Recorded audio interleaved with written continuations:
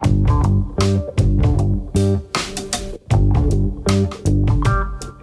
there, ladies and gentlemen, and welcome to the AHP Podcast. We're back, me and Raqib, for another episode of comedy, and I hope you guys enjoy.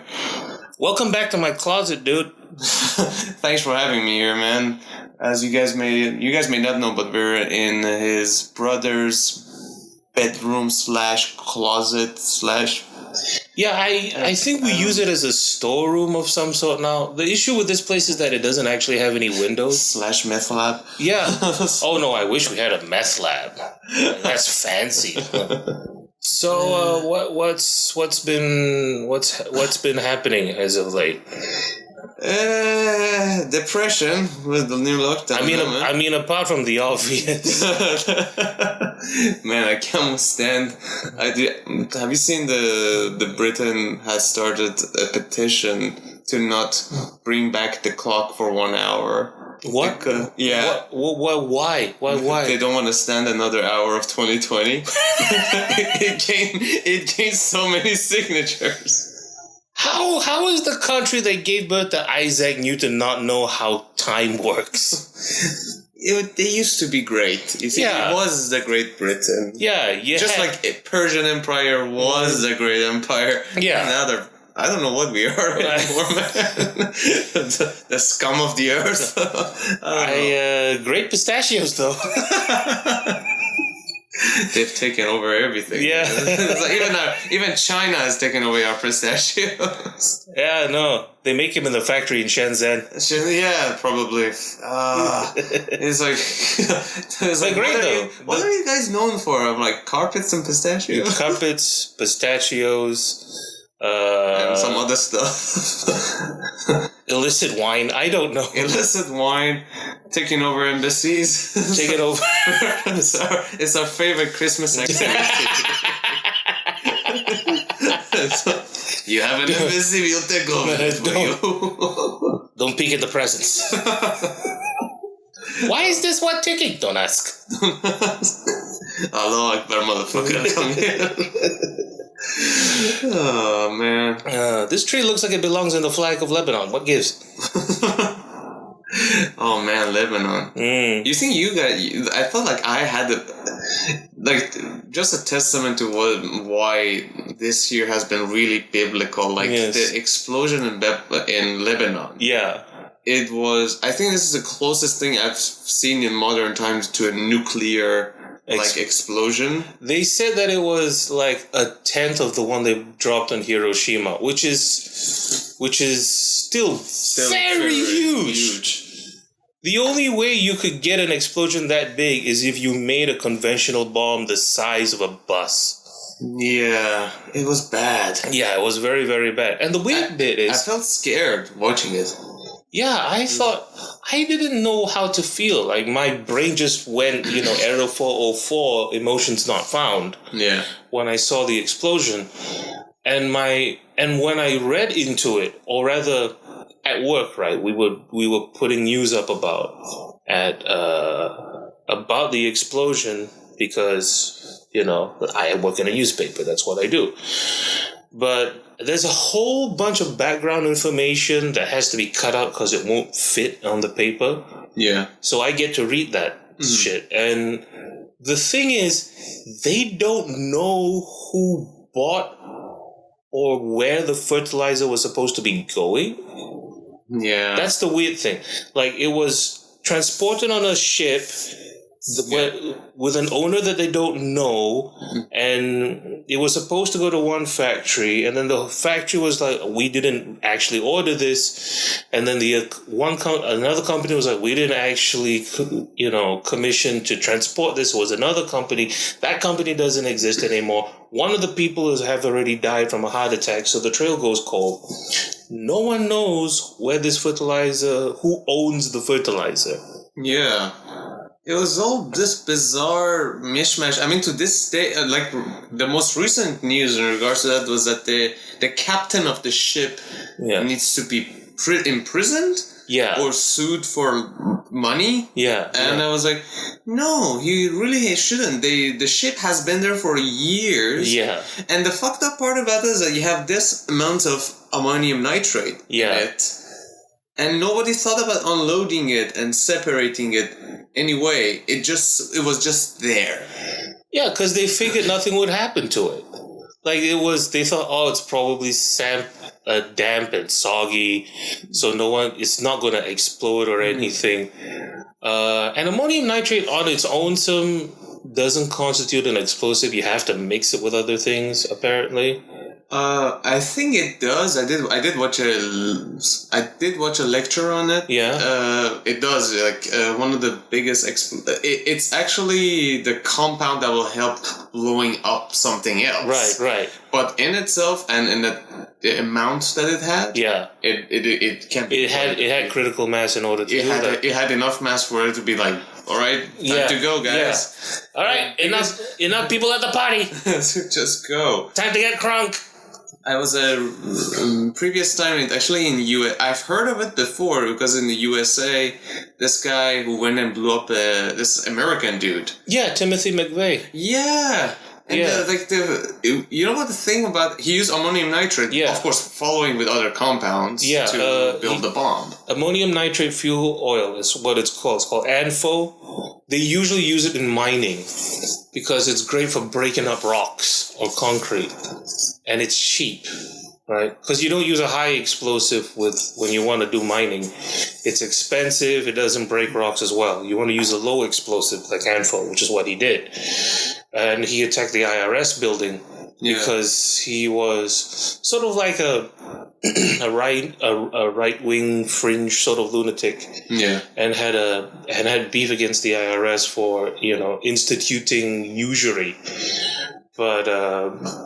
That's not really saying it. Everybody hates the IRS in America because if you ever been in America and had to file out your tax forms, it's easier to decode the fucking Enigma machine. I swear to God. This form looks like a psychotic designed a D&D sheet. It's so bad, man. It's hearing about the tax laws in America is like 40% of your earnings go to the IRS. That's just minus that's just the IRS and not the federal gains tax. Really? Yeah. So aside from the normal tax that you pay for the IRS, then there's some you might even have to pay to the federal government for if you had like some additional earnings or anything as such. So I think it was called capital gains tax or something like that. I think it's meant for certain tax brackets and certain categories of people. So that guy was like no, fuck this. I ain't doing it. I'll go blow off a building. Of course, we're simplifying the matter. Yeah, we're not tax experts, nor are we explosive experts. But we feel the need to talk about it because we're comedians. We have no ability to not talk shit about things we have no fucking idea about. The only way we can get away with that is to preface it with the fact that we don't know shit. Yeah, we're basically just human YouTube comments. That's all we are. Yeah, so if you want to be mad or outraged, I don't know, go fuck yourself. If you are fucking yourself, though, can I watch? I'm so lonely. Male or female, if you're doing so, drop us a like, comment, subscribe. Oh man, I'll subscribe to your OnlyFans. 50 cents I'm having 50% off. 50 cents, guys. But it was like, what was it? He had this guy put enough thought into the bomb that he built an actual metallic cage at the back of the bomb, so it would project the entire force of the bomb to the building. Right. And I was like, man, how much the thought process this guy went through. He thought of it for quite some time. Oh, yeah. And he really invested, like, if he had invested half the time into actually building a career, he would be the new Steve Jobs or whatever. I always thought it was really interesting that the kind of people who would dedicate themselves to domestic terrorism have enough intelligence and work ethic to make enough money so that they could actually pay the taxes they're trying to avoid. You know, but it's like that for a lot of people too. We talk about, you know, terrorists like they're weirdos or psychos, but in a smaller scale, we're all kind of like that. Like, the amount of effort we put into just bullshit could enable us to do pretty amazing things. Like, I'm pretty sure the kind of dexterity and reflexes that it requires for you to play like a Fortnite on a professional level, you could probably be like a concert pianist or something. I don't know, but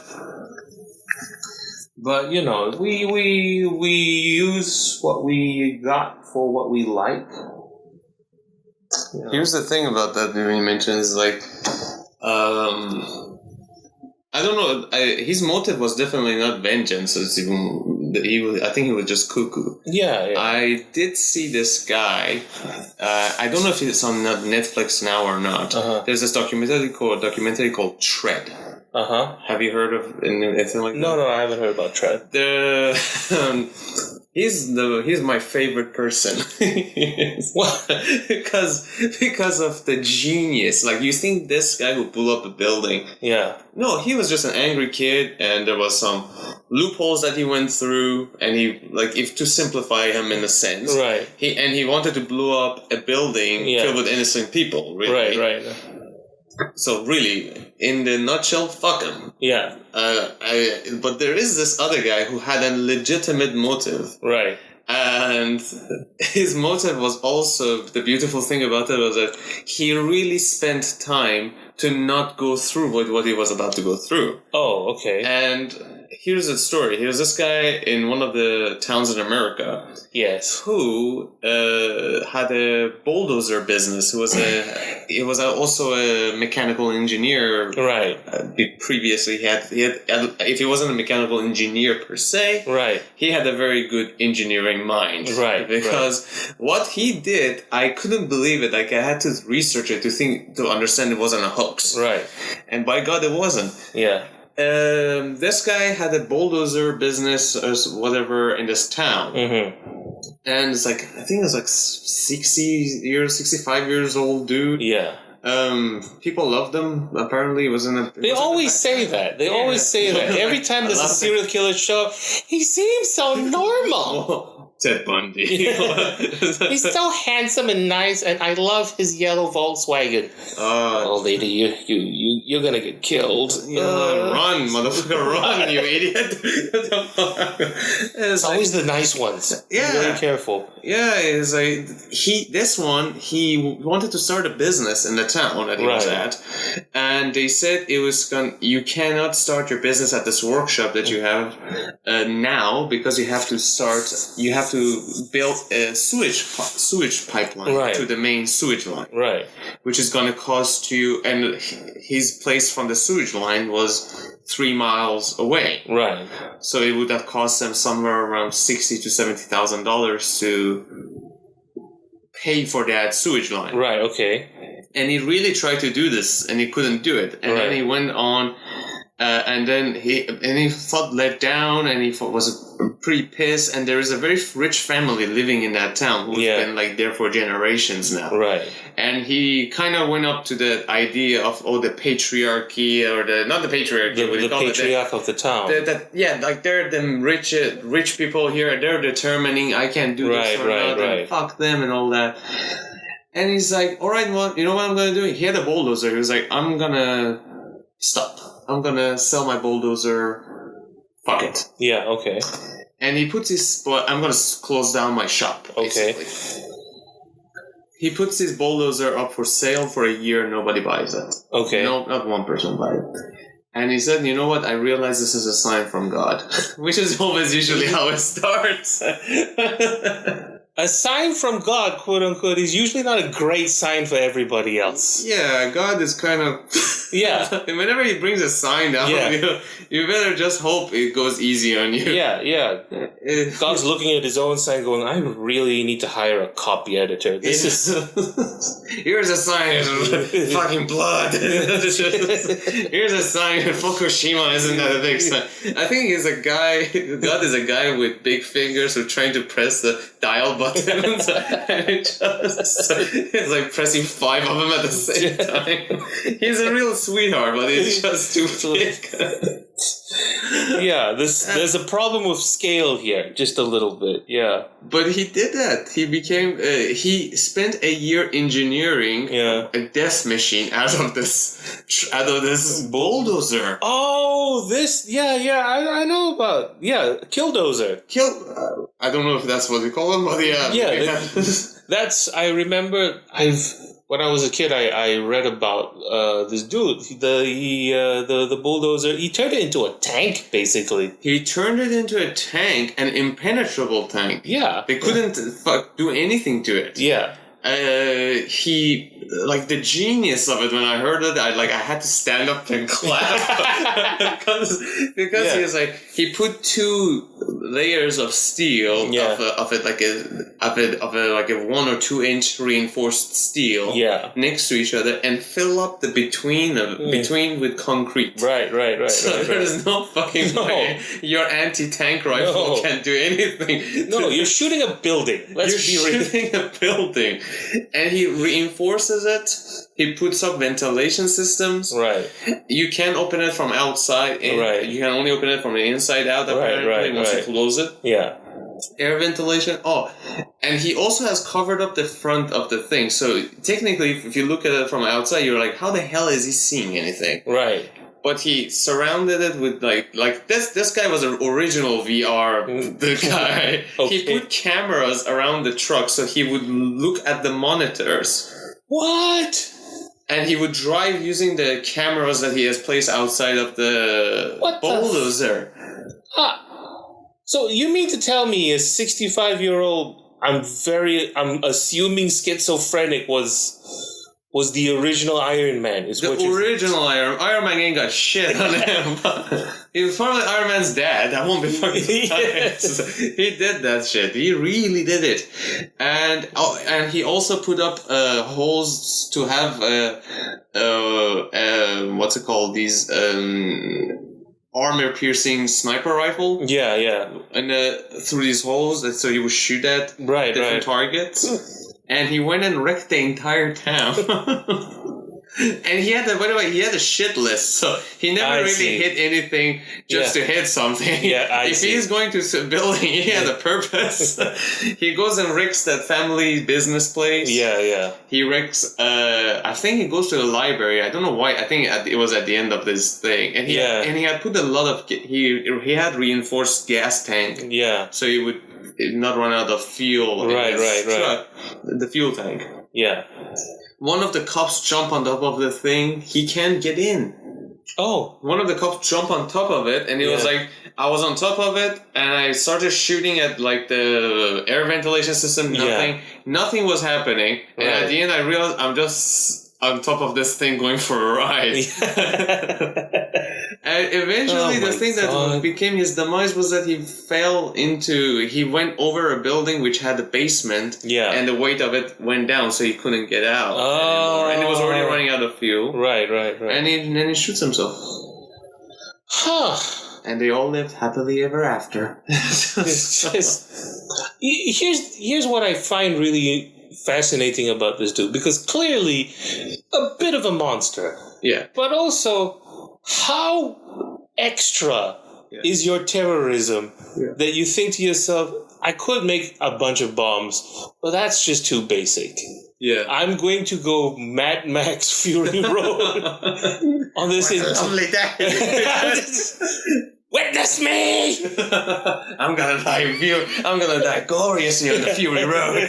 Shiny and chrome. Blood bank.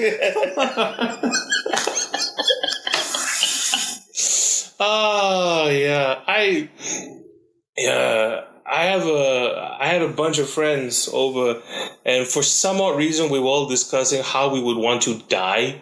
Oh yeah. Well, of course, that's what guys do. That was. What do you guys do when you met up? Oh, we were all discussing how you're gonna die. Yeah, no. All the girls are like, I bet he's cheating on me right now. Yeah. And he's like, man, I want to die in such a way. You have no idea. These weird, hypothetical, abstract things dudes talk about when they're around.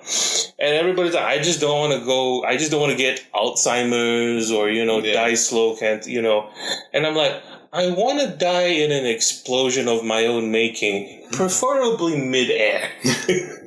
I just want to, if I could just get an airplane and crash it into a fireworks factory, that'd be fine. It would be instantaneous and entertaining. Yeah. You're welcome. I want to make him replica of the Twin Towers of New York. And then drive a plane into it and say, hey, this time it was an Iranian. Yeah. Because I'm tired. Like, I got in an argument with this American dude who blamed me. Yeah. Not the Iranians. He blamed me. Specifically me and as an Iranian. Like, that's all that mattered for him. It was like, I'm Iranian. Yeah. It's like, you guys did the 9/11 thing. I was like, they were Saudis being trained by you guys in your own soil. Yeah. And they were funded in Saudi Arabia. So why are you blaming your me? ally country? Yeah, the one you get your oil from? Yeah, the one that you're selling weapons to, which is going to be used on you. Yeah. The one that is buddy-buddy with one of your presidents? Like, you know that every person that attacks you is basically a Frankensteinian monster of your own making, right? Yeah. It really bothered me. I was like, man, dude, like every document says Saudi Arabia, but I'm getting blamed for your shit. See, that's the problem, because when the war... No, that was the problem, because I was like 17 when the towers went down. Yeah. Right? And then all of a sudden, you realize that overnight you've become a geopolitical pariah. Yeah. Right? And at the time, I was just hanging out with two of my friends, one of which was this Canadian who was the same age as me. And I was in the car with his mom. And I didn't realize that they were like a conservative Christian family. Yeah. And they hadn't locked on to the fact that I was a Muslim. Yeah. And so so they were discussing the thing, and I was like, oh, well, I'm a Muslim. I'm like, and the mom turned around, you are? I'm like, yeah. What did you think I was? For the next 15 minutes, just science lab level silence in this car. Because they suddenly realized they didn't know whether to be embarrassed, outraged or scared or whatever, because suddenly the boogeyman is taking up 2.5 seats in your back seat. Like, the terrorists are a lot bigger than I thought they'd be. He can choke me with these. He can choke 2 of my kids with each of his hands. I was like, I tried extra hard to fit in, Like, I'm probably like the only Muslim. I'm from the only Muslim family in the entire neighborhood that I'm in. Yeah. Right. So, and my friend is this pastor's kid. Yeah. And my other friend is this, Canadian who wants to be a stuntman when he grows up. Right. So we're this really weird group. And so, hey, do you want to set up Christmas decorations for the Salvation Army? I'm like, sure, it sounds like a great time. And it was a great time. And looking back, and I think to myself, man, I really gentrified myself to blend in with these people.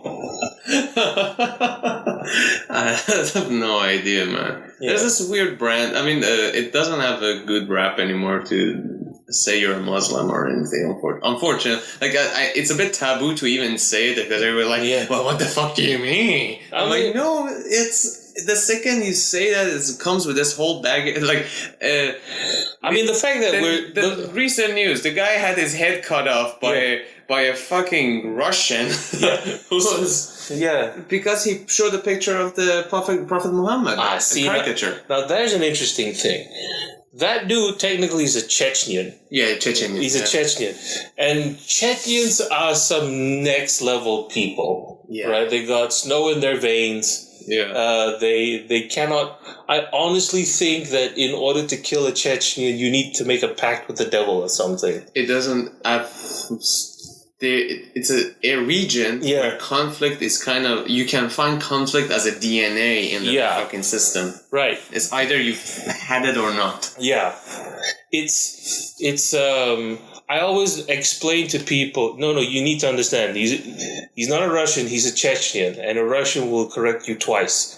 Because a Chechnyan is to a Russian what a Russian is to the rest of the world. Yeah. Very nicely put, yeah. Yeah.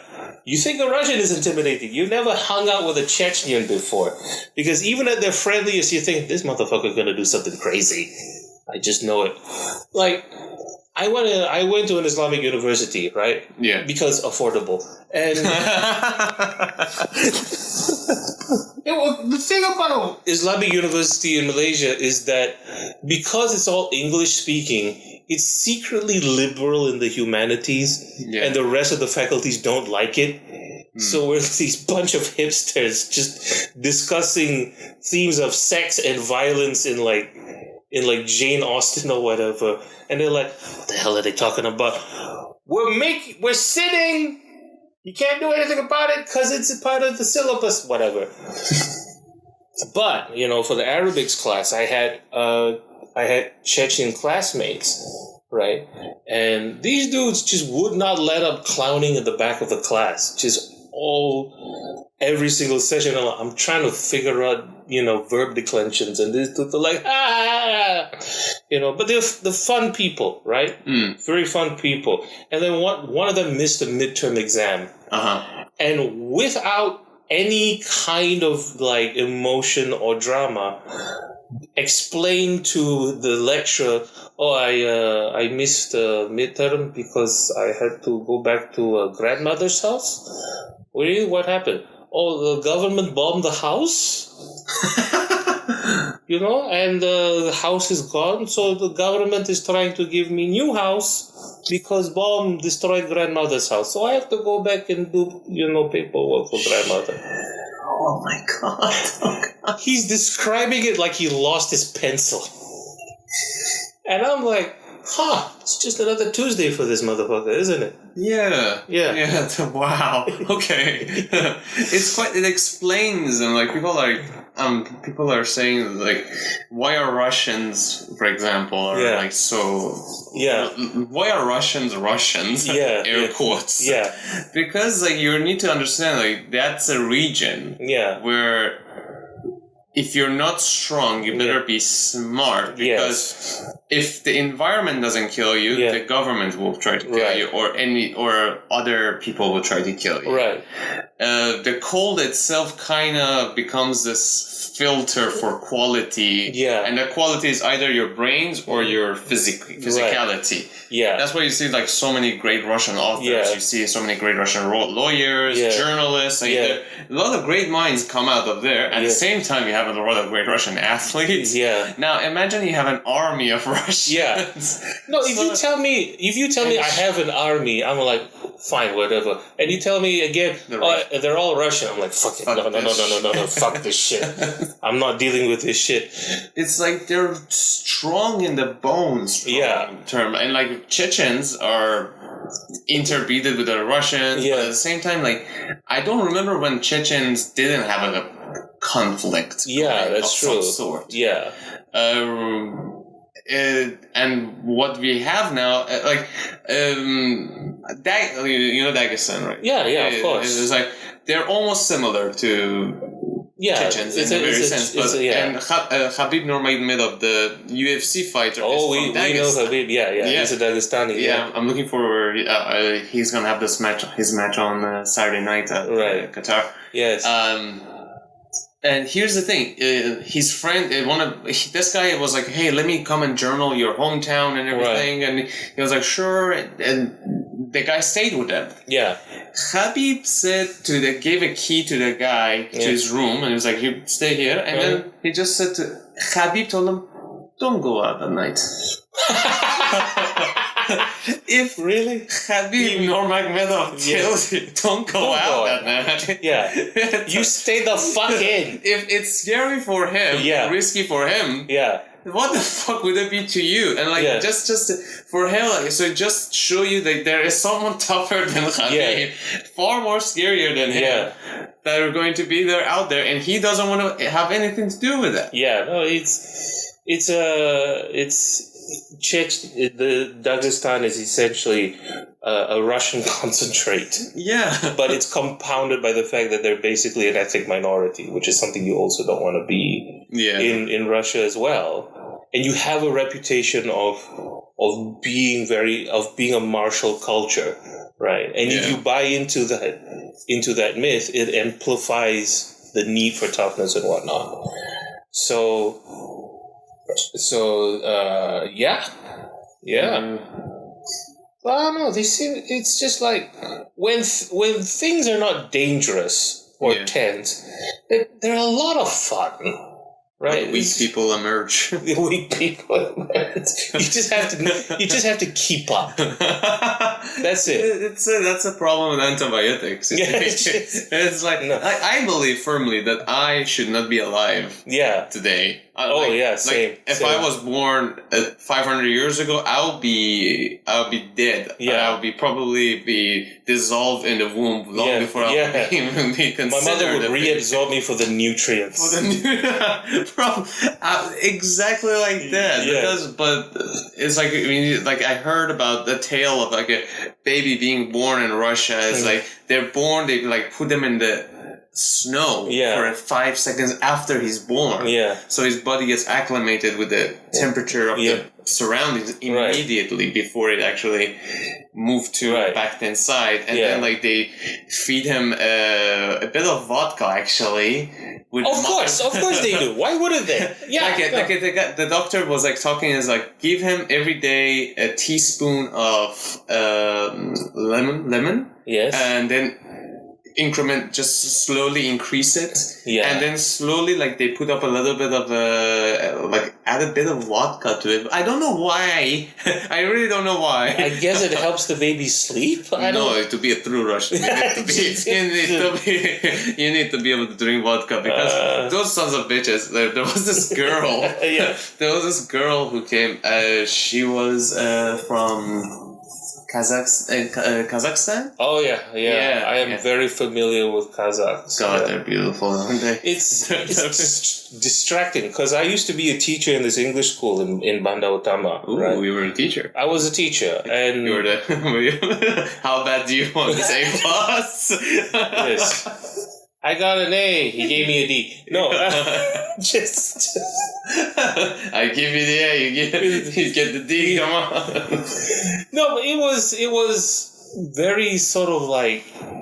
It was very, very awkward, right? Because I didn't really want to have anything to do with the students. They just kind of annoyed me because it's like, you gotta study. I'm like, I'm fucking around.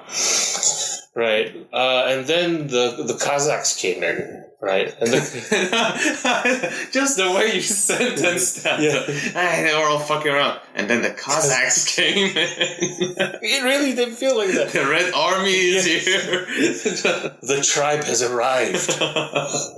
And it really does feel like that because you have this Central Asiatic group of teenagers like coming in, and they're kind of wild and rambunctious and hard to control, but they're also very, very passionate, and they'll listen to you and they want to learn, but it's like they have too much energy for their own good. Yeah, they do. At the risk of sounding creepy, just some of them distractingly beautiful. It's just like a bunch of Victoria's Secret models just walk into my room. Yeah, their worst is a 10. They start at 10. Yeah, and they go up from there.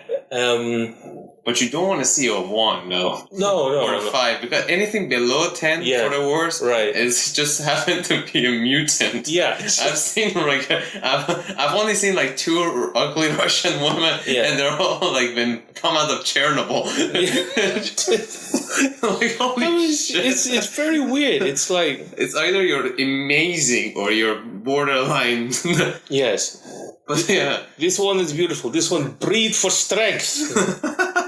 Breathe for strength. Sometimes both, if you're lucky. Quasimodo. Yeah. It's just weird. She win beauty pageant and then she deadlift. It's very good. Exactly. So how are they in the class? Oh, it varies. It really varies. Some of them were very attentive.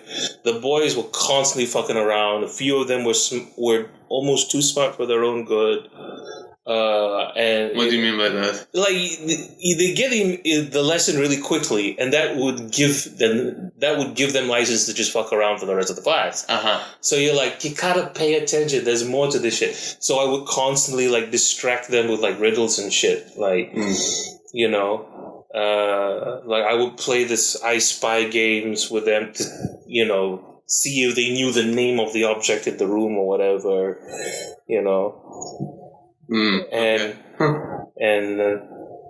And then this one time they were making too much noise, and I was like, shh.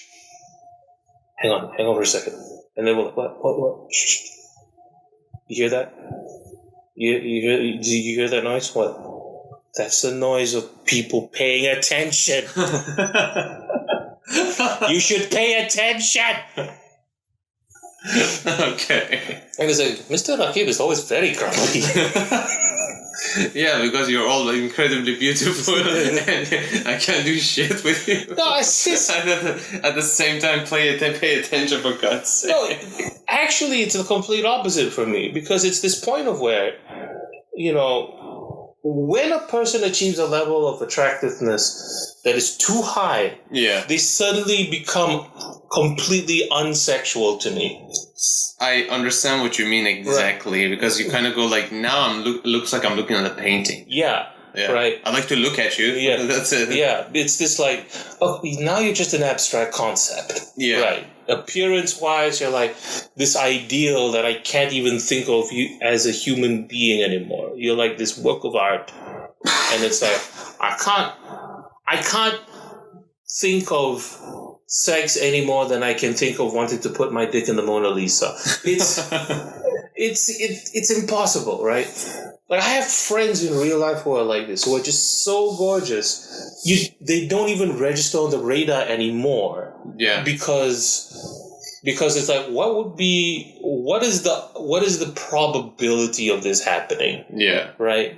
So your brain just shuts down, and I'm like, okay, now you're just a black cutout of the unlocked character in NBA or something. Yeah, pretty much. So, so it's there was never any problem with regards to, if as a teacher, it's very easy to just shut it down, because it's at the end of the day, you're still kids and you're kind of gross. Yeah. Because I've had to be so the school thought that they could also be a tourism agency at the same time, even though we're not licensed. So they had a summer program for all of the Kazakh students, and they would bring them on tours, to all of these tourist spots around KL. But we didn't even have the equipment to do it, so I'd be online after work just looking for rental agencies for vans and minibuses to take these kids around town. I never had to do it, but I had to chaperone them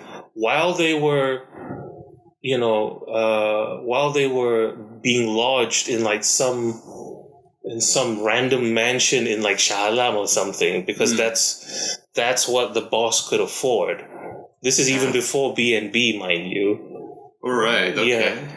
Yeah, and I had to be the chaperone, and it's 3 days in the middle of nowhere with a bunch of noisy Kazakh teenagers, and everybody uses the same bathroom.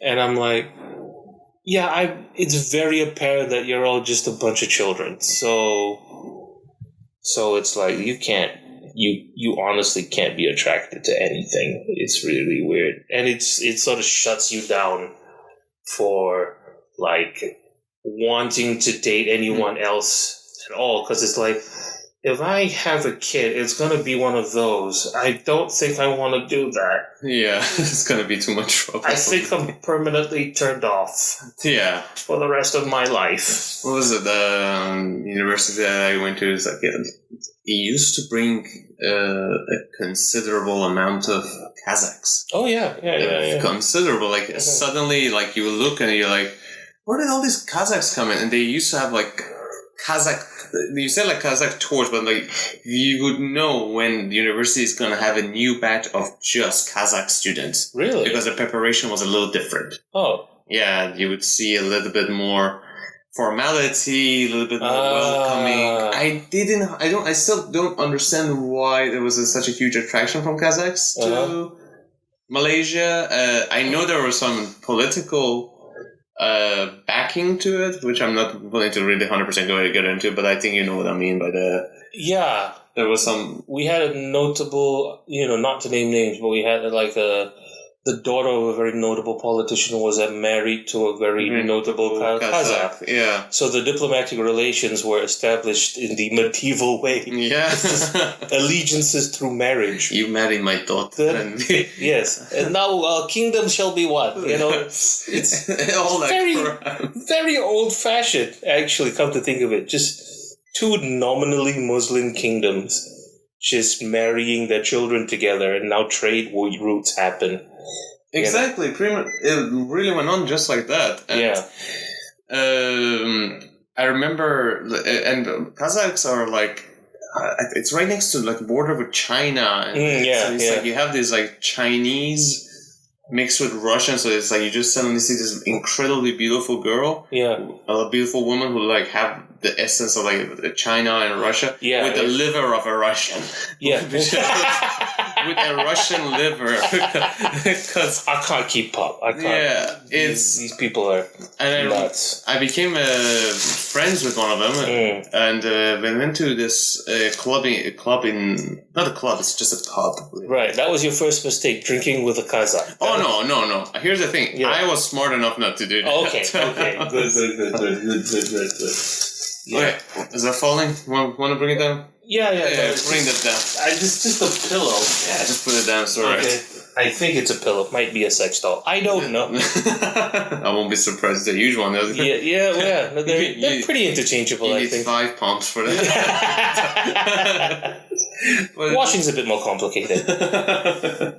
Yeah. But like she and I went to the pub and a bunch of other friends, and there were these Westerners who saw her, and you can't tell she's a Kazakh. Right. But like they were hitting on her. Right. And they were like, well, get a drink. And they kind of pulling off that macho bullshit of like, let's have a drinking contest. And not really a drinking contest per se, but they really started shelling out drinks for her. And she drank. And... I mean, it's free, I'm sure. And they were noticeably... There were 2... shots away from getting blackout drunk, and she was just looking around like nothing happened. Yeah, no, I'm pretty sure this I asked her, like, are you okay? Are you drunk? She was like, no, I'm not tipsy. I'm like, you just drank half a bottle by yourself. She's not half a bottle, sorry. 2/3 of it was gone just by her. It was like, yeah, no, it's what we do before breakfast. It's good. It's good. It's good. Yeah. Because I know the vodka is not bad. But I'm like, what the fuck? They were really trying really hard to hit on her. I was like, it's no. I was just sitting back. People think I'm like quiet and shy. I'm like, no, I'm just really sit back and enjoy the shit that you guys put up. No. They look delicate and they're made of iron. That's what it's like, Really, like Anthony Bourdain, you know Anthony Bourdain? Of course, I love that guy. And it was and God rest his soul, really. But he went to he said, like, I would only go to Russia once every 2 or 3 years. Yeah. Because it takes me that long to recover from a trip to Russia. Yeah. Russia and South Korea were the 2 spots that he was like, I'll have a problem there every time I go. Yeah. And he was saying, it's like, I think it was on with not Opie and Anthony, but Jimmy and Opie Radio. When they were already separated, and he was talking like in Russia, every time you cheers, it's at every time you take a shot, you usually cheers into something. And like it starts with like, here, cheers to the time we showed those fucking Americans, and then like we drink to that, and then like by the 30th shot, you run out of things to say. So it goes like, well, cheers to my mother. And if you don't drink, you'll be like, well, fuck your mother. You cannot drink that. You have to drink it. It's like, my cheers to my mom who gave birth to this and that. Oh, fuck that bitch. I'm not going to drink that. I'm not going to drink to her. Anthony Bourdain. I wonder what this was a year I was hoping, I wish he was alive just to say what the fuck is going on this year. Oh yeah, that would be really interesting. His take would have been very, very welcomed. Yeah, with all the craziness that was happening all around. Can I come a little closer? Yeah, just a little bit. Yeah, because he had these really hot takes on geopolitics as he was going around. Right. He's seen everything. He's gone to, one of the most poignant moments is when he went to Laos and he witnessed this weird contrast of how warm the people were and how poverty-stricken they are. Yeah. And he just went on a rant telling Kissinger to go fuck himself. And it was like, for the longest time, me being a student of the humanities never really knew what to think of Henry Kissinger. Yeah. Because we knew him in abstract, but we didn't understand what happened on the ground. Yeah. And it took a chef from New Jersey, to essentially go backpacking with a camera to really show you the human cost of things that we consider really abstract, like politics and war and all of these things. And that was one of the most important contributions that Anthony Bourdain had. He gave a human face to things that we consider really abstract. Another really poignant moment is when he went to, Palestine and just ate with people. Yeah. No, the thing about him that I really admired was that there was no bullshit. He did not have an agenda. He would just go and be like, hey, how's it going? Right. Let's have a good food together. Let's have a bite together. Right. And that was it. He would take it as it would come to him. It wasn't unlike, like, I don't know, Anderson Cooper or whoever the fuck that nowadays are a news anchor. Right. Or just want to go... Which is really not really even about for Anthony Bourdain, it was about the story. Yeah. For 99% of the people I watch nowadays, it's about them. That's right. Like, you see Anderson Cooper. I'm having these ideas. Yeah. And I am Anderson Cooper. Like the whole time he's talking, the only thing my ears are hearing is like, I'm Anderson Cooper. I'm Anderson Cooper. I'm Anderson Cooper. Megyn Kelly, the chick who interviewed Putin. Yeah. Same thing. It's like, you spend 7 hours on a makeup chair. Yeah. And now I can tell you're having a blast being on the TV. I can't trust the words coming out of your mouth because you're having your own agenda here. Yeah. Anthony Bourdain went to Congo, for God's sake. Yeah. and ate, I think it was in the Congo, he ate the asshole of a pig. As you do. And then he ate some pork.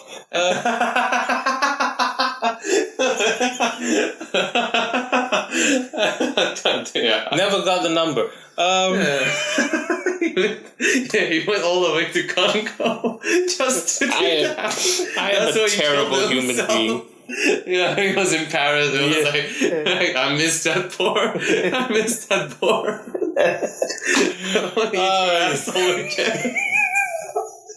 Have you ever eaten a Congo asshole? There's just a totally different. It's a totally different world. It's a different world. You know, the pigs can be the size of an elephant. Jesus Christ. Rest in peace, Anthony Bourdain. It's a giving. I'm tarnishing his legacy. No, this feels very on brand, honestly. Yeah, it's like my favorite moment from the show, I think it was no reservations. I can't quite remember. Was he went to? I think it was somewhere in Central Asia, and he went to a hammam. And he got just molested while they were rubbing the foam on it. Just massaged down and just yogaed into some frankly pornographic body positions. And the whole time, he's just describing the awful things he's going to do to his tour guide, Amir. Yeah. It's like, when I get out of here, I'm going to turn your head into a fucking kebab or something. I'm just dying. He looks so relaxed. Yeah. And he's getting a really great massage by this dude who clearly looks like a Turkish bodybuilder. Yeah.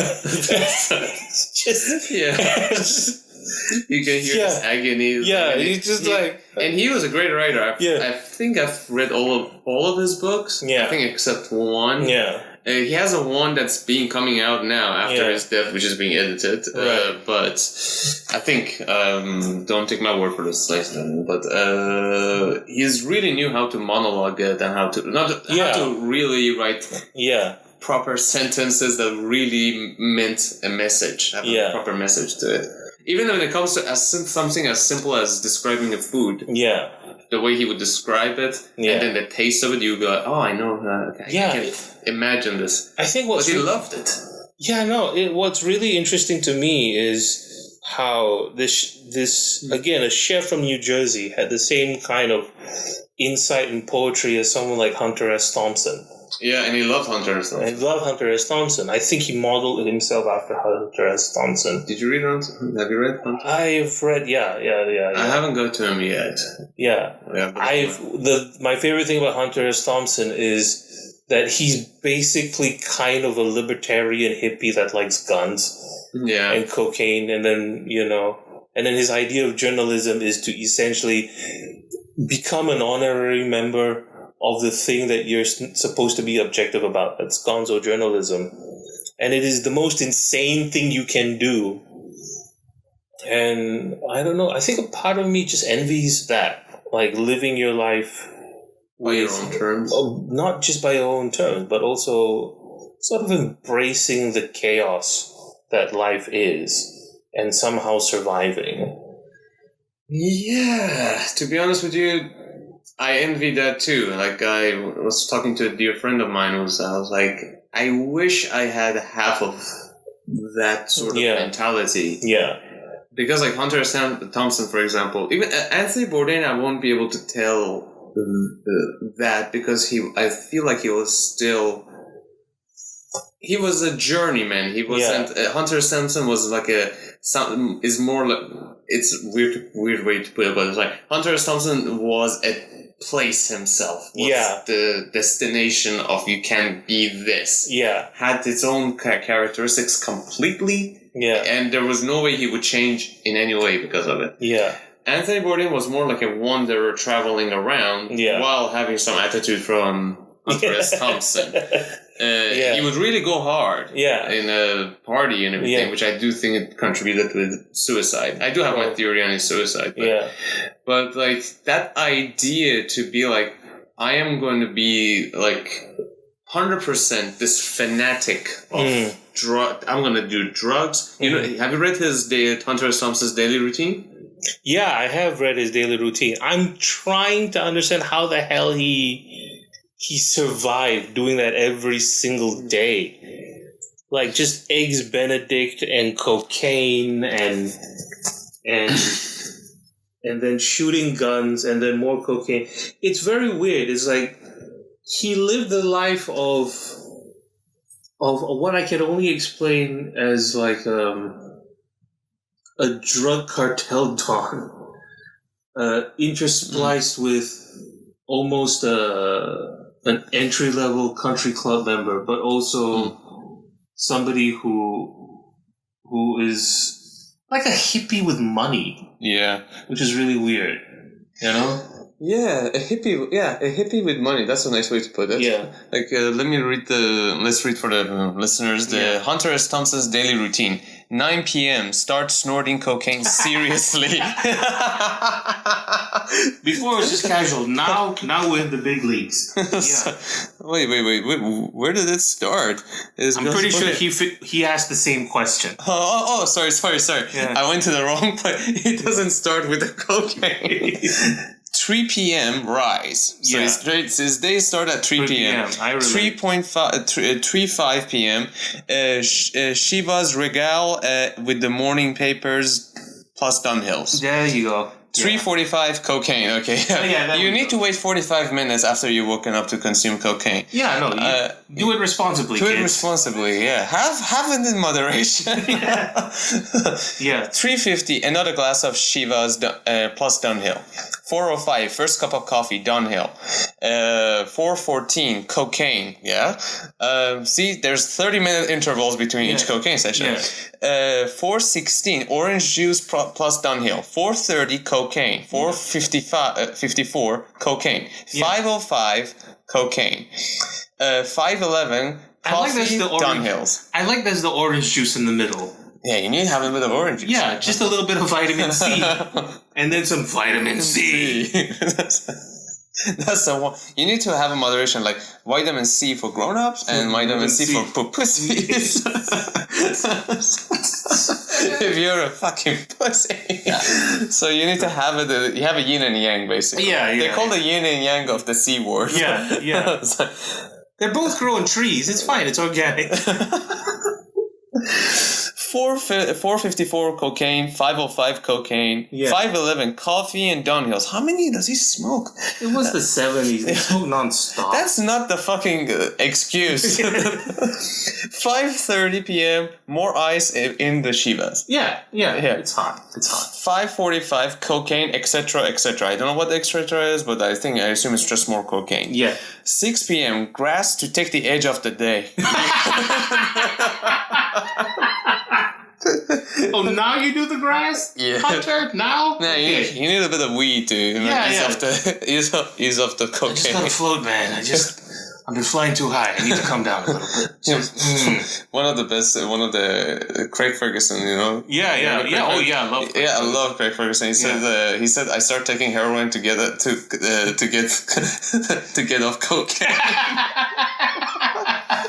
That sounds about right. Yeah. 7:05 Woody Creek Tavern for lunch. Heineken, 2 margaritas, coleslaw, a taco salad, a double order of fried onion rings, carrot cake, ice cream, bean fritter, Dunhill, another Heineken, cocaine, and for the ride home, a snow cone, a glass of shredded ice over which is poured 3 or 4 jiggers of Chivas. I don't know what Chivas is. A liquor, I assume. It's a whiskey. It's a whiskey. It's a sweet whiskey. Yeah, it's a sweet whiskey. Oh, how many Chivas have you had so far? So, 9 p.m. start snorting cocaine seriously. Right. This is written by Hunter S. Thompson. So when he meant seriously, if he hasn't been serious so far, he is being serious now. Holy shit! This is some Tony Montana level blow usage. 10 p.m. drops acid. 11 p.m. I don't remember it being so insane. Now he's doing acid. Yeah, at 10 p.m. he does acid. Oh yeah. That's makes sense, of course. Yeah. Just a little nightcap. Yeah. You gotta dream somehow. Yeah. If you're not sleeping. That makes sense. Yeah, it's 11 p.m. Chateau, cocaine, and grass. Chartreuse?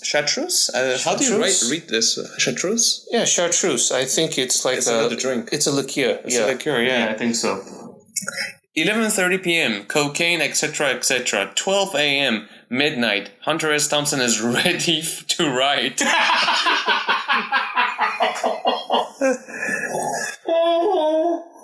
12 12:05 to 6 a.m. Chartreuse, cocaine, grass, Chivas, coffee, Heineken, Clove cigarettes, grapefruit, Dunhill, orange juice, gin, continuous pornographic movies. As you do.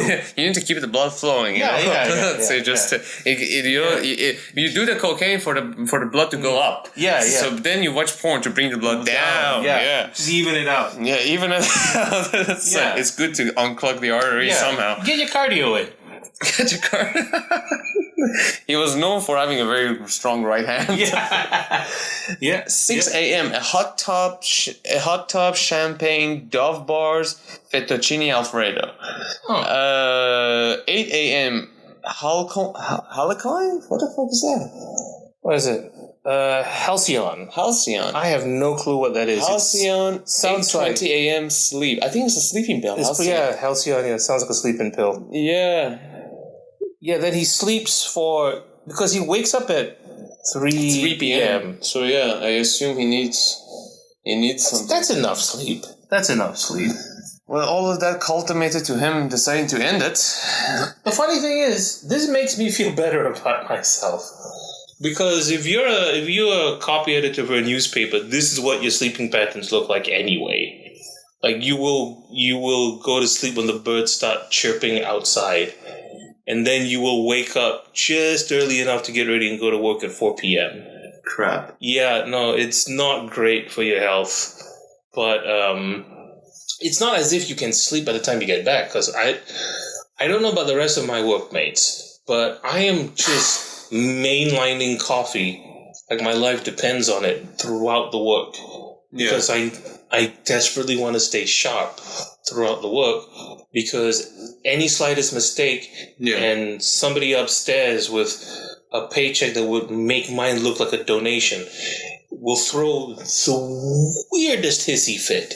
Crap. Yeah. Like I got told off by my boss because my boss got told off by his boss. And I'm pretty sure that boss got told off by somebody at the board that I removed an apostrophe. Seriously? Yeah, I removed an apostrophe, and that pissed the boss off. I wonder how much cocaine was here. I don't... Not enough. An apostrophe! Fuck you!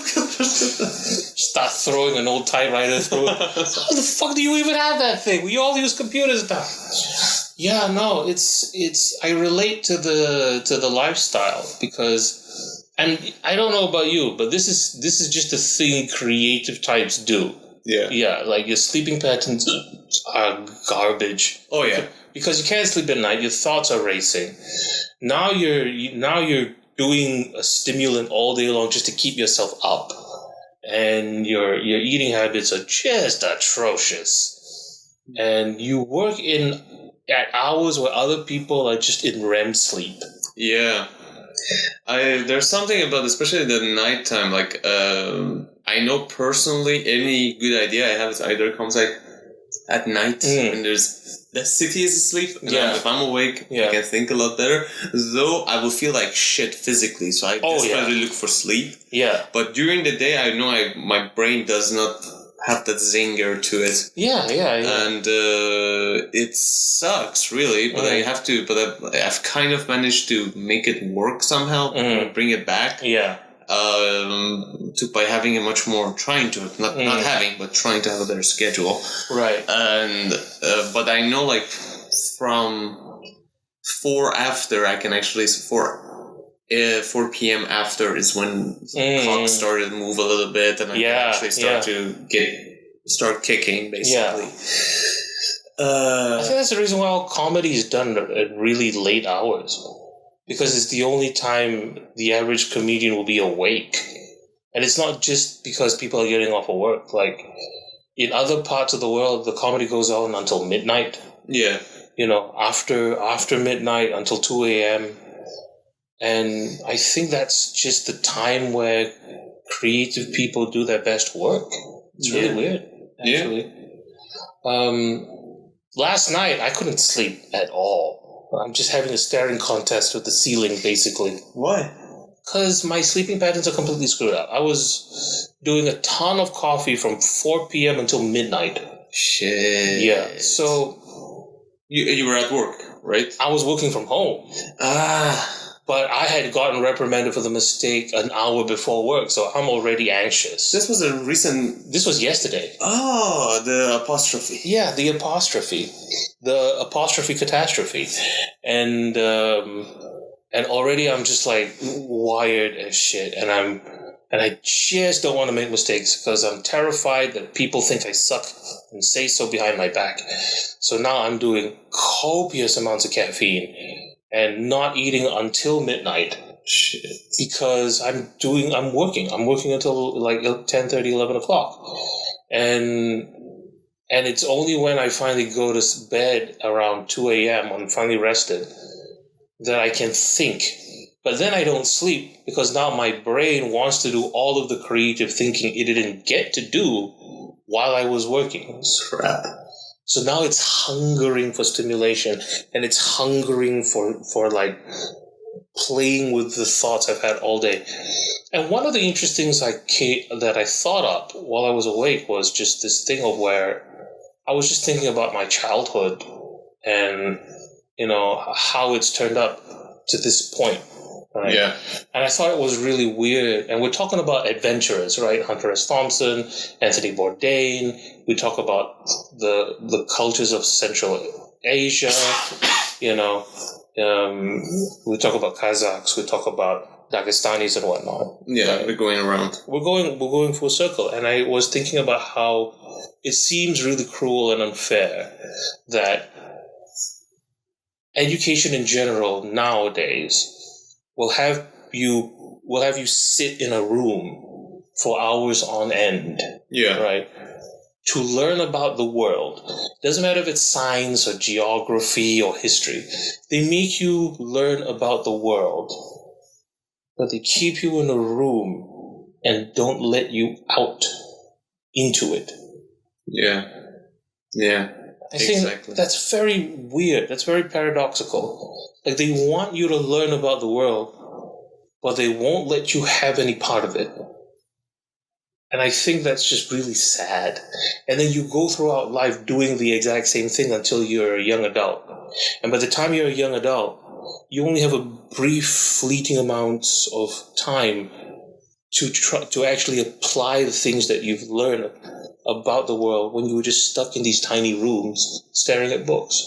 And there's something very sad about that. I'm getting more sad as the way you phrase it. Like, it's true. It's 100% true, because especially like 2020 brought this up, and now we're like talking about Anthony Bourdain and Hunter S. Thompson, and and they all like committed suicide. They all, they all killed themselves. Like any most admirable people who I admire personally is I don't remember. I think only like a bunch of them, like only like 2 or 3 of them died by natural causes. Oh yeah. Like Henry Miller. I love Henry Miller. Yeah. Do you know Henry Miller? The writer, Tropic of Cancer. Oh yeah, shit. Yeah. Yeah, I love that book. I love Tropic of Cancer is gonna forever will be one of the most influential books in my life, because it gave me a bit of a peace, a sense of peace and the thirst for adventure. But there was a difference between him, a massive difference between like Miller and Hunter S. Thompson, and that was that Hunter S. Thompson was on speed, basically, as if testament to what we just read of him. But like, he was on this testosterone, cocaine, aggressive explosion of anger towards the world. Right. And he went forward, while Henry Miller was kind of like Anthony Bourdain, with a hell of a lot more mischievousness to himself at an era where the world had just opened up. Yeah.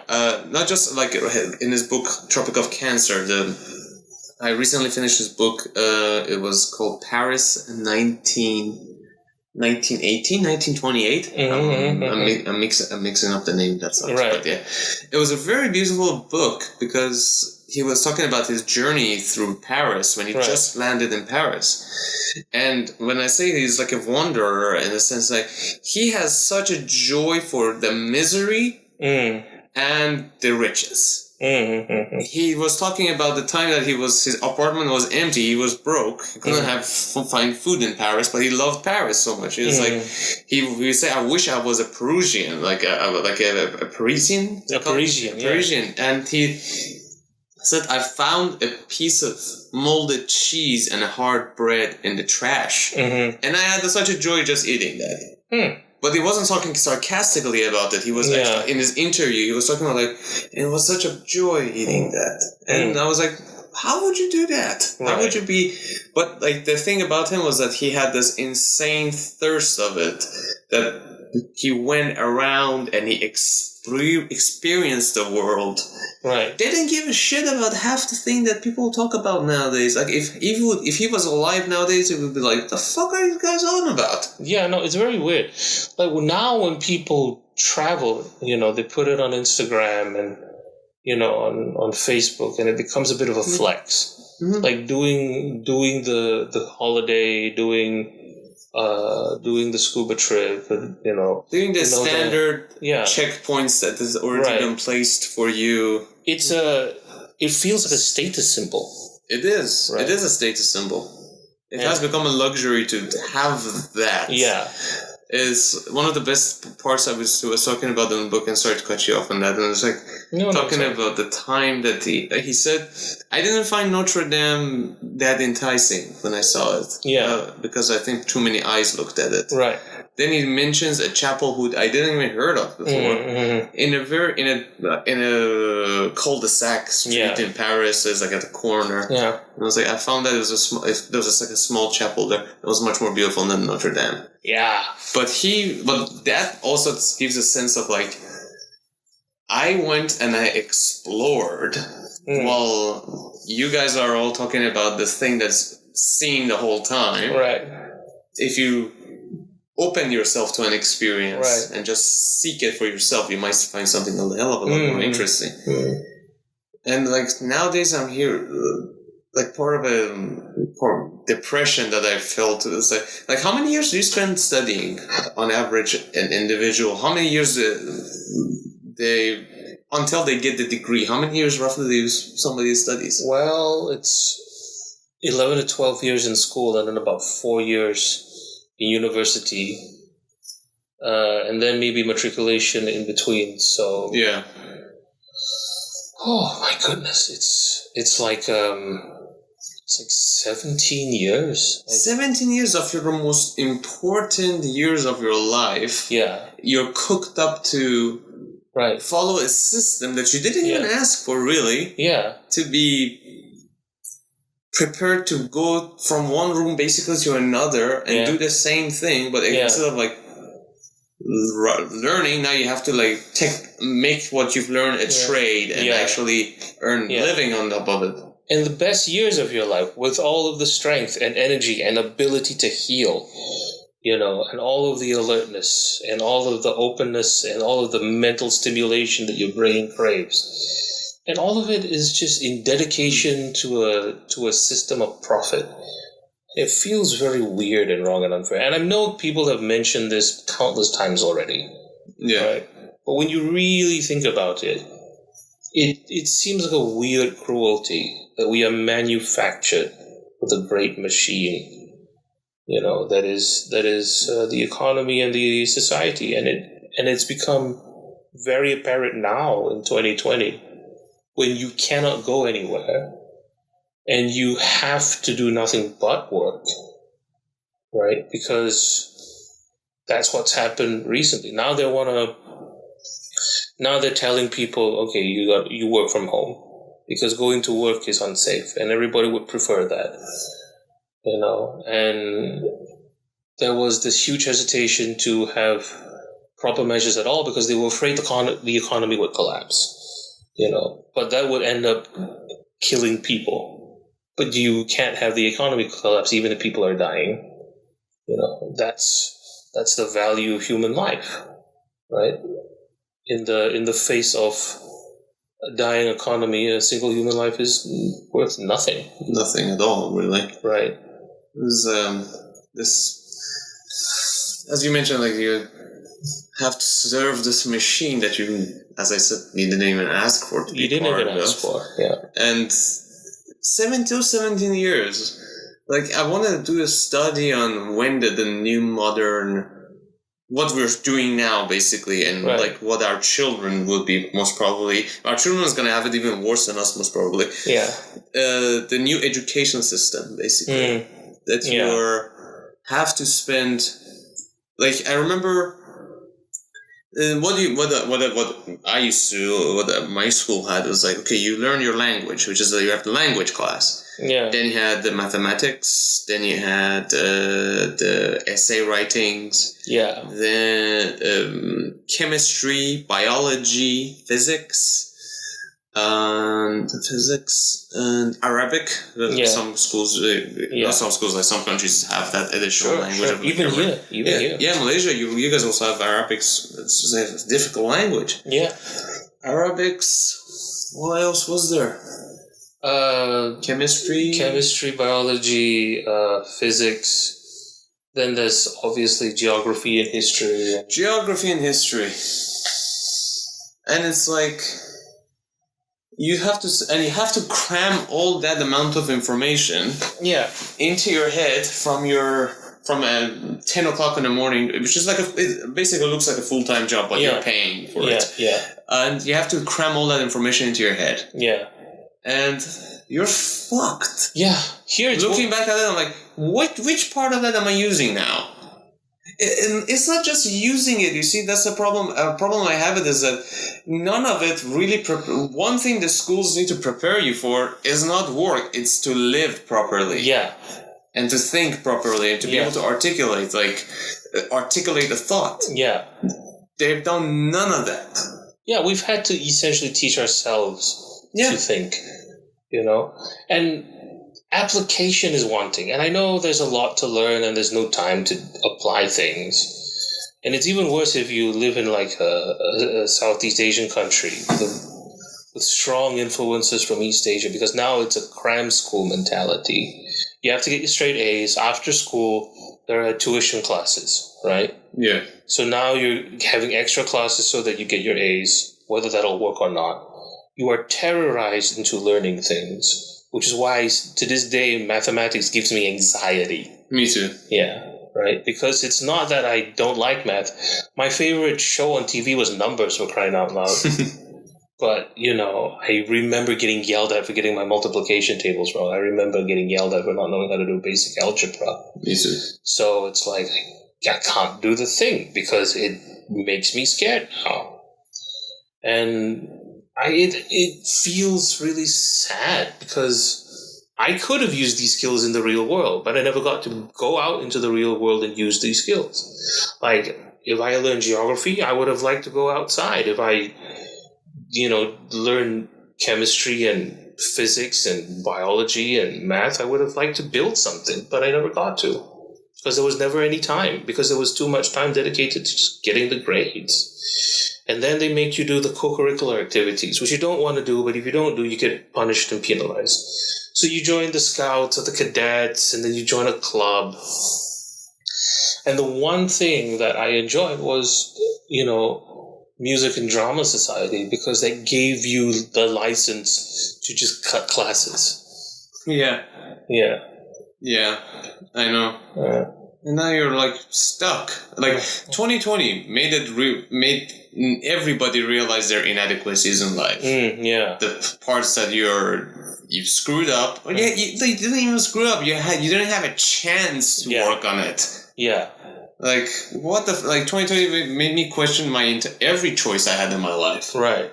And I wish the schooling system prepared you for. Schooling should prepare you for the worst case and the best case scenario. That's true, I think. But it doesn't. You're sitting with a teacher who's not even enjoying his job. Yeah. He's just giving you the formula, the physics, whatever the fuck. Yeah. Formula, and you're following it. Yeah. And to get a grade so you can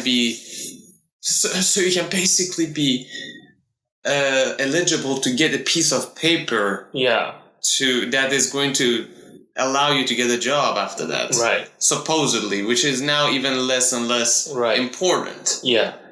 I'm like, why the fuck is that? Like, this year, the whole time, I'm like, man, like, I had to grow. I was angry the first 6 months. Right. I was visibly angry. I was cursing at everything. Right. Like, the fuck?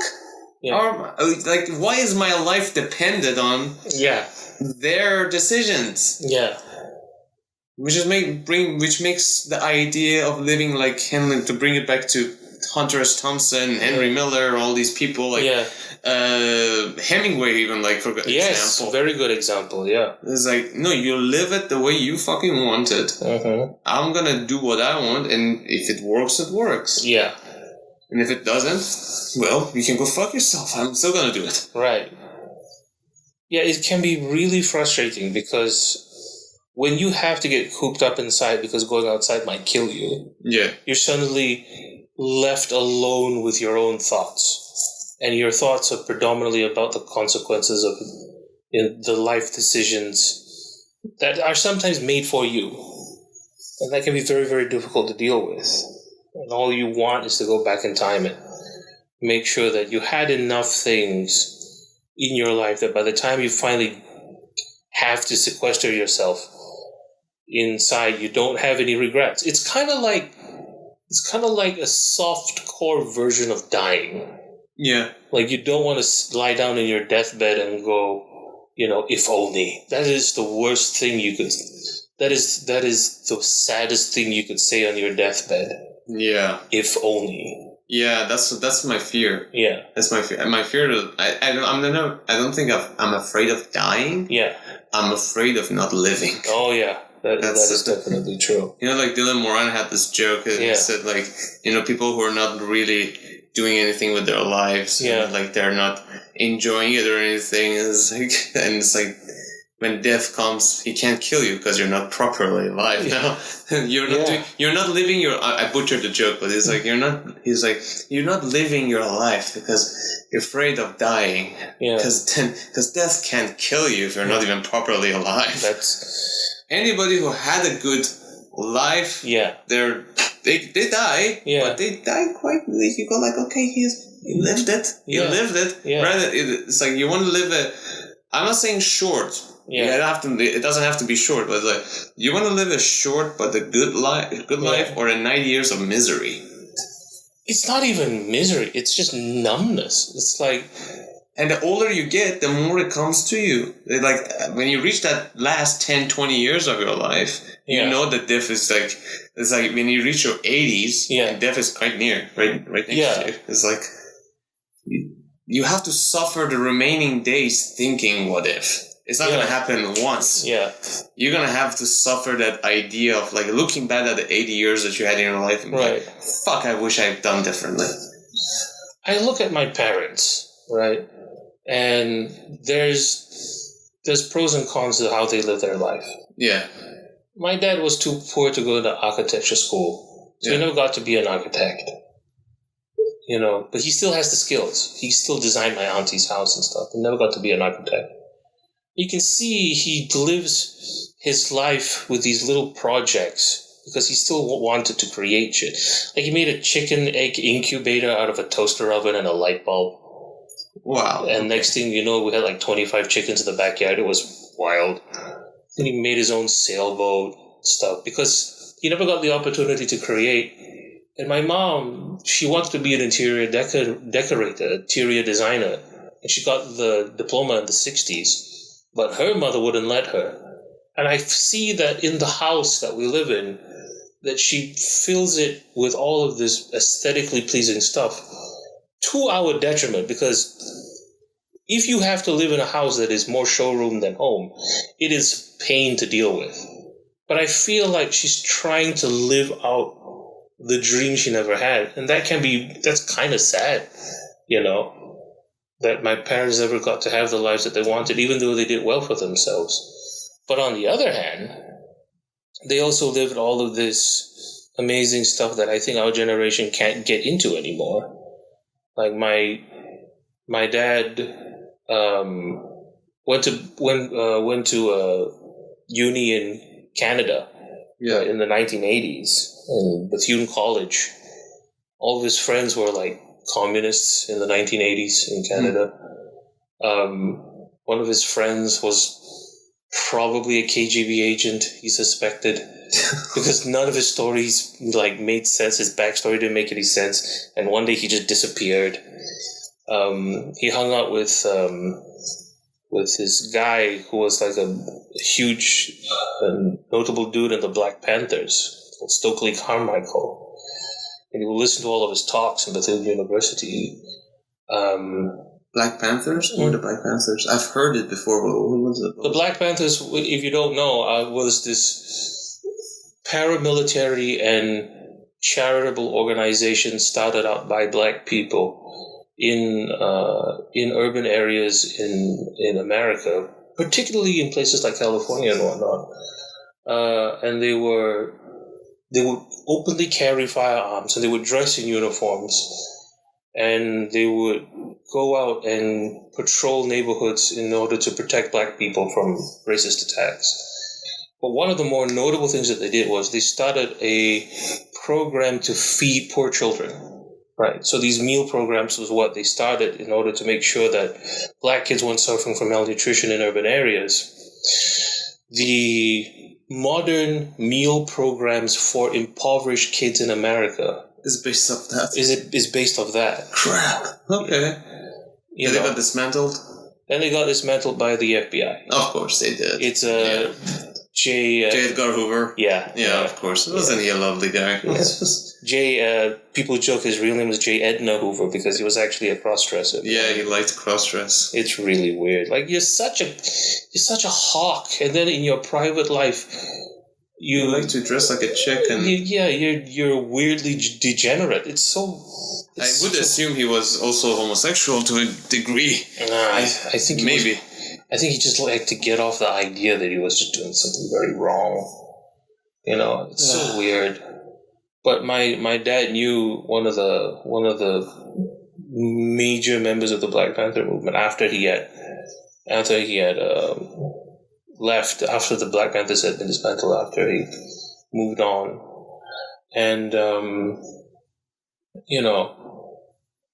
and my mom, she did research in like Aboriginal villages and did welfare work and collected all of this treasure trove of knowledge about indigenous people and this one specific tribe off the coast of Selangor called the Mameri people. To this day, if you're an anthropologist somewhere else in the world and you want to study that area of Malaysia, my mom is the authority on that. Her books are what you study. Wow. Yeah. All those carvings, if you go upstairs in my house and you see a bunch of wooden carvings, those are from the tribe she was adopted into. Crap, okay, that'll be cool. Yeah. Shit. Yeah. And she stores up all of their stories and all of their folklore, which they won't tell anybody else because they don't trust people. Because I found out much later on that the reason why they don't trust outsiders, particularly Malay people, was because they used to be captured for slavery. Wow. Yeah, people don't know about that. Yeah. Used to have slaves in this country.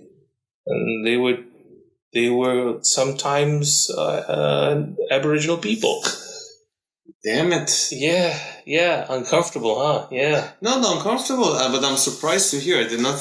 Well, I knew slavery is not a new concept, really. Everybody had that in their countries. Sure. Every nation had it. Yeah. But, for some reason, I didn't thought of Malaysia to be having that. Yeah. It is very... Because it's very segregated around. Yeah. And I studied Malaysian history, just part of the university, but it never seem like a unit country, under one formation. Yeah. It was always scattered, like, okay, this guy was over here, and there were inter-tribe wars. Yeah. But when you say, like, they were slaving them, I was like, oh. Yeah. There was enough authority and power that people could get enslaved. It wasn't widespread, but it did happen. That's slavery. What's it called? Get things done. Yeah. Get things done. Yeah. We go back to Blade Runner 2049. Like every civilization has been built on the backs of slaves. It is. Yeah. Any remarkable achievement, slaves. Yeah. It's like, why did Russia created the vaccines? The gulags. It's like, it immediately went to it didn't even stop. It didn't even start with the mice. Right. It was like, go to gulags. Human subjects were immediately tested on. What's weird about Russia is that they had slaves and yet they weren't hostile towards black people. They weren't? No, it's very weird. Like, they didn't have a culture of like race-based slavery. I think you can find that there, but there's an issue with Russia. Yeah. Russia. I suppose if you go more towards like northern areas of Russia, or northern or northeast areas of Russia, you might find real pure Russian as if like they're native to the land. Right. Like truly native, born in that area. Right. But Russia is... Putin said it, which made it kind of sense to me. It was like... They were asking him regarding the Muslims and the Jews and other races in Russia. Right. And he said in Russia, regardless of what you are, you're first Russian, then you're anything else. Yeah, that's pretty much it. And if you look at Russia and the map of Russia, prior to communism and Lenin and everything, and like northern... the Caspian Sea was pretty much like Iranians. It was part of Persia. Yeah. It got the Caspian, like a considerable chunk of Iran was gone in the past 400 years only. 500 years, really, when the Qajar dynasty came around. Mm-hmm. Russia is a culmination, they say, of multiple races mingling there. That's why it's like you see a Kazakh who says, I'm from Kazakhstan. Yeah. But they say I'm Russian.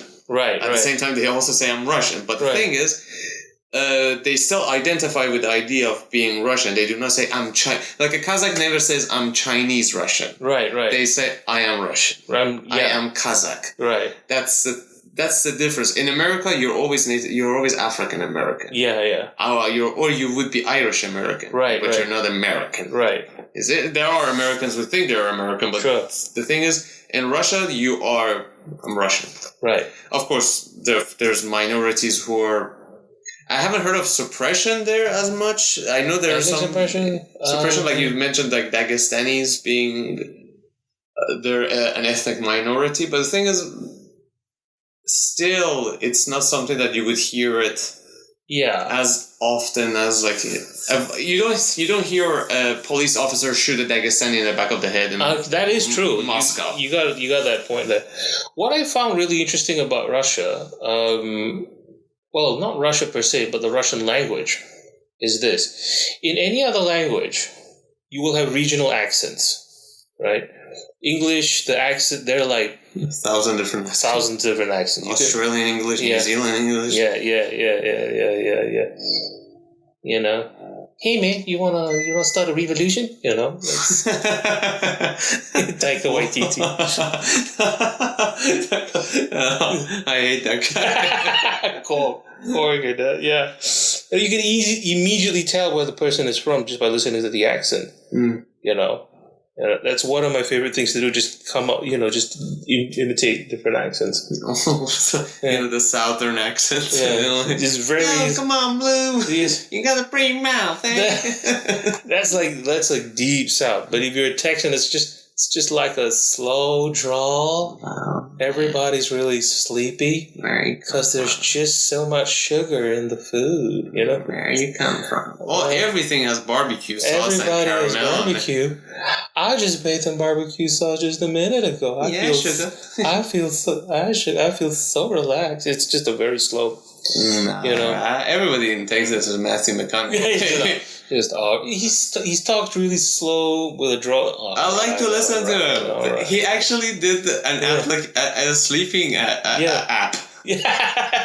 There is a sleeping app called I don't fuck. It's called Relax or something. Yeah. It's one of these paid apps. Yeah. And he himself is one of the people who does a narration for it. Right. And you put that up and he tells you a story. Yeah. Like, let me tell you a story. I'm like, yeah, Matthew McConaughey, Matthew Yum Yum. Come on. And I'm telling my girlfriend I'm gay for Matthew McConaughey. It's like, alright. But the accent is associated with class as well, right? So if you got a British accent, people assume you're just, you're fancy, right? Yeah. Unless, of course, you sound like Carl Urban from The Boys, then it's just like, it's just fucking diabolical, It's very, then that implies something else, right? The accents imply a bunch of different things. But in Russian, there is no regional accent, not really. Yeah, you don't hear it. And it's just there's no regional accent. Everybody more or less speaks the same. And in any other country, everybody more or less sounds the same. Yeah. It's very, very odd. And even in countries where they speak Russian that are close to Russia, places like Kazakhstan, the urban centers of Mongolia, for instance. There is no... You don't have a Kazakh accent, I guess. I don't think you have a Mongolian accent to your Russian. No, like the Kazakhs in the university when they were talking, I couldn't distinguish it from a Russian I hear in a movie. Yeah, that's right. And I'm not talking about like the stereotypical Russian, but like, in general, they're like...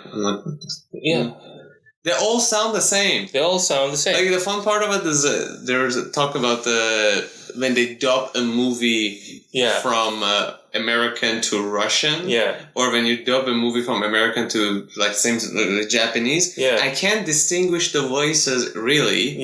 Like I can tell who's the male and the female, but if you listen to the dub either in Russia or in Japanese, they both sound the same person. Like the Japanese dub is like, hey, or a little bit softer than that, but I can't tell if there are two different persons doing the same or just one person for every actor. So there are regional accents in Japan, but they're very, very obscure. And there is certain like implications to it, right? So Tokyo is like the standard Japanese accent, supposedly. Then you go up north, and that's like the country bumpkin accent, but Zuzugan they call it. It's like when you go from the north to the south to Tokyo, they hide it because they don't want to sound like a hick. Yeah, right? There's that little thing. The Osaka accents just sounds like you're really busy and you're constantly on hustle trying to make money. They're like the New Yorkers of Japan. It's very weird. I'm the New Yorker of Japan. Yeah. Like I don't know if you know Kinjo from the comedy scene. Oh, the guy, the Japanese dude? the Japanese. Like he's just like really high energy all the time, and he's constantly bouncing off the walls. Yeah. He's from Osaka. He's a Kansai Ben.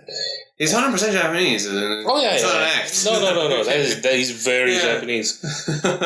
He's like it's like this Japanese style of comedy, which is like in a duo, and one is like an idiot and another one is the common sense dude, and the common sense is constantly whacking the idiot with a fan. That's like the Japanese style of humor is very similar to the Abbott and Costello thing. He comes from the region where that originated from, Osaka. And they're known for like the business savvy and high energy personalities. And then you got like a Yokohama accent, which I'm told makes you sound like a gangster. It's very weird. It's like it's extra gutter. It's just extra. It's extra yakuza, I guess. I don't know. But even in Japan, you have these little nuances, but in Russia, not so much. And I think it really helped with the unification and all, because you ever read a Russian novel, no one ever mentions that this person is a villager because of how they talk, or this one is a noble because of how they talk. Yeah, you can't tell, right? If you ever read Anna Karenina, there's never a mention of like this person speaks this way, this person speaks. Everybody more or less speaks the same. And I think that really helped with like the unification of the identity. And that's probably the reason why they didn't have this weird attitude towards black people when they started coming in.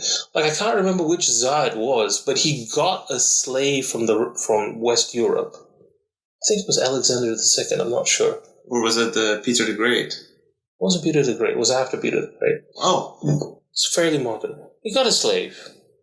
Then he freed the slave. Then the slave got a job in the government, then became a high-ranking official.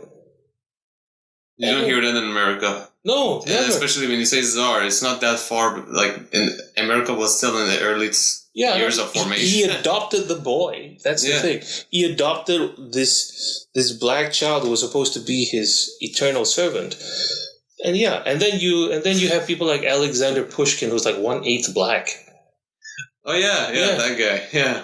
Yeah, you think it's a Jew from? No, it's an afro. It's definitely that hair is definitely So yeah, there is this very weird way of looking at race, at least in Russia. Yeah, I'm sure if we look into it, like right now, we might sound pretty ignorant to whoever's listening, but it's like if we look into it, we might find real cases of assholeness, and just mistreatment of other races. Yeah.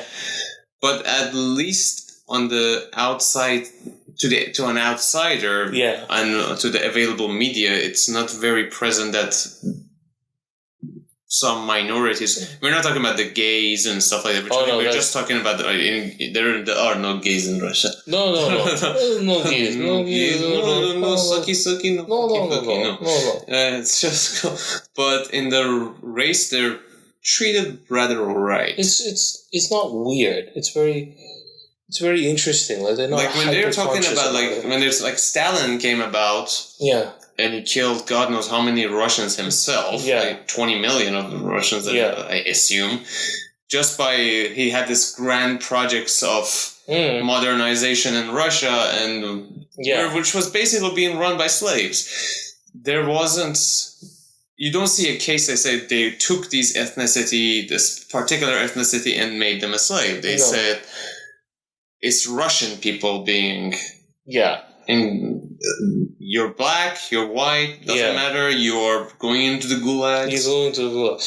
Stalin is an interesting thing because he's technically a Georgian. Yeah, he's Georgian. Yeah, he's a Georgian. He's 100% Georgian. Yeah. But that was a funny thing that that took people by surprise, because when he became president, I don't know if the name was president, the leader. General Secretary of the Communist Party. Communist Party, whatever. Nobody heard of him. Yeah. Nobody heard his voice until Germany attacked. Yeah. The people, did not hear his voice entirely. Yeah. And the Germany attacked, and they were saying. And apparently Stalin was getting ready to be taken because he was like, all right, Germans attacked, I'm pretty much going to be overthrown now. Yeah. And he was ready to be thrown out of the office or be killed. He was already in the office, apparently waiting to die. Yeah. And when the generals came in, they said, we're waiting for your order. Right. And then he recorded his first radio... announcement, not even a radio, call it the what do you call these the speakers. Yeah. So he gave a small speech in the speakers to say we're gonna be ready to attack, we have to defend the nation and shit like that. And people were all taken aback, like, that's the leader? Yeah. He's speaking with this thick Georgian accent and with a very unimpressive voice. Yeah. Oh, I thought a very disinterested tone. Yeah. I thought he was going to sound like, Pavarotti with a bowl of borscht, but it turns out. Have you had borscht? That shit is delicious. Borscht is delicious. Okay, so first time I had borscht. Okay. Nice thing about having academic parents is that they have friends who are very interested. So my dad's friend was this Russian man, and his name was Boris. I don't know his last name, but his name was Boris. Boris was really interesting because he was, I think, an anthropologist historian. Uh-huh. And he was arrested in Russia for wanting to go cross-country bicycling in winter. So they put him in the prison because they thought he was insane.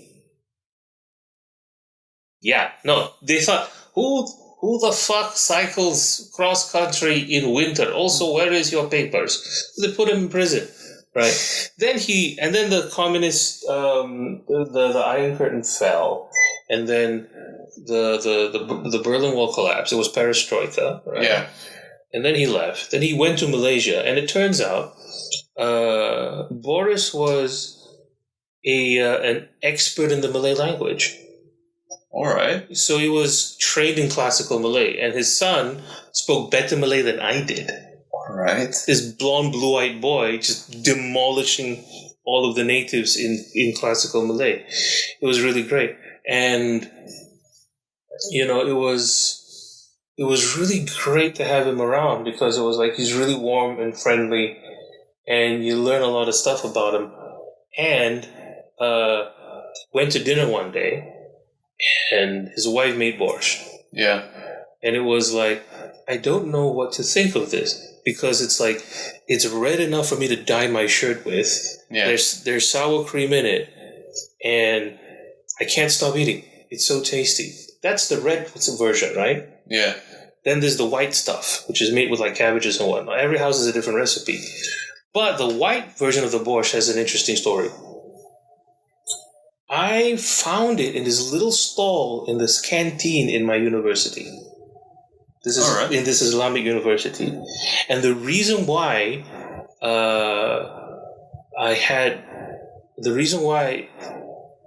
this stall had borscht is because it was run by a mother-daughter couple who I believe were Uyghurs. Were what? Uyghurs. Uyghurs? Yes. What's Uyghurs? Uyghurs, the Muslim minorities that in China. Oh, Uyghurs. Uyghurs, yes. Because I just translating it to the Farsi language. It's Uyghur. Uyghur. Uyghur, if I'm not mistaken. Uyghur. Yeah, Uyghurs, okay. Uyghurs. So, so they had experience with Russian food. All right. So the two ladies in headscarves looked very Chinese cooking Russian food. It was the weirdest, ethnic combination I've ever experienced. Was it good? I liked it. It was sour cabbage soup. Everything else was just like nasi lemak and fried noodles. It was gonna kill me, honestly. Yeah. So having something that light was really, really great. Yeah, I love borscht. My mom makes borscht as well. Like in Iran, borscht is also quite common to eat. Really? We used to be Iran and Russia was right before the Iron Curtain fell down, and then Russia get dismantled. Half of Caspian, it was Armenia, Azerbaijan, all that was all Russia, for example. I didn't know that. Yeah, we were constantly in battle. Oh, well, yeah. We were Caspian Sea, which is now we're not. I don't know how much portion of it is left for us. Yeah. We were 50-50 with Russia. I see. Yeah, and it was all this whole. So there was a lot of cultural exchange between us and the Russians. A lot of the Iranian, old timer Iranians, not in the past 40 years, but the wealthy ones would have sent their sons and daughters to study in St. Petersburg. Really? Oh yeah. Yeah, a lot of the great minds that had significant impact in the culture of Iran actually went to Russia and studied there. That's really interesting. Yeah, there was a considerable amount of cultural exchange aside from bullets and death. That's everybody who was in America, right? Yeah, so there was considerable amount of that with Russia. Yeah. You can find a lot of old Iranian paintings in Russia just because it's back in the constant back and forth that we had. It's funny you mentioned old Iranian paintings because 16. When I was 16, this was during President Khatami's time. Yeah, Khatami, yeah. Yeah, it was year 2000, before the shit hit the fan. Right, just a year before the shit. Good old days. The good old days when people were just, a little bit more civil. A little bit more civil. Like, there was an attempt by an NGO in Iran for like inter-civilizational dialogue, they called it. So the Great Speech. Yeah. Inter-civilization. Speaking the conversation between civilizations. The Great Speech that he gave in the UN. Yeah. So in light of that, a bunch of academics were invited to Tehran. My mom was one of them. And my mom needed a chaperone. So I was that chaperone. So in year 2000, I actually got to go to Tehran. Wow. And it was one of my favorite places to have gone to. Because it was like, it was winter for one thing, and I'm a chubby boy. I really like cold weather because otherwise I just sweat like a pig before Chinese New Year, okay? Just give me the cold and I will be fine. Give me the snow. Give me the snow. Just put me in the Atlas Mountains and just leave me. I'll be fine. When you come back, it'll turn into a hot tub. I radiate a lot of heat. Tehran is weirdly beautiful in that if you squint, you almost feel like it's Paris sometimes. Like if in the used to be called. It used to be called that. Yeah, the Paris of No, wait, that was Lebanon. Sorry, my mistake. Right. But Iran felt very cosmopolitan. Around, especially before the revolution, also even to a great extent after that, it was. They say New York, Paris, Tehran, the three cities that never sleep. Yeah. These were the three places that were like the Westerners were talking about it as in like, that's the place you go to party. That's the place you go to have an adventure. Right. Like testament to that, like they were talking about like Pink Panther, the old cartoon. Yeah. Like Tehran, Iran was the bucket list for them to go to see. Yeah. It still is. I want to go back one day. I don't know if it's the same as it was, 20 years ago, but we'll see. It's just interesting. Sometimes it was funny. Like, I'd be walking down the street with my mom. Yeah. Okay. Some of her hair would come out of her headscarf, and the ladies around the corner would start to panic, so they'd gather around her to stuff her hair back. And my mom doesn't look like a Malaysian. Right? North Indian descent. Okay. They assume she's a local. So start speaking to her in Farsi. She's like, I don't understand. And so she explains that, I'm actually, visiting Tehran, for work.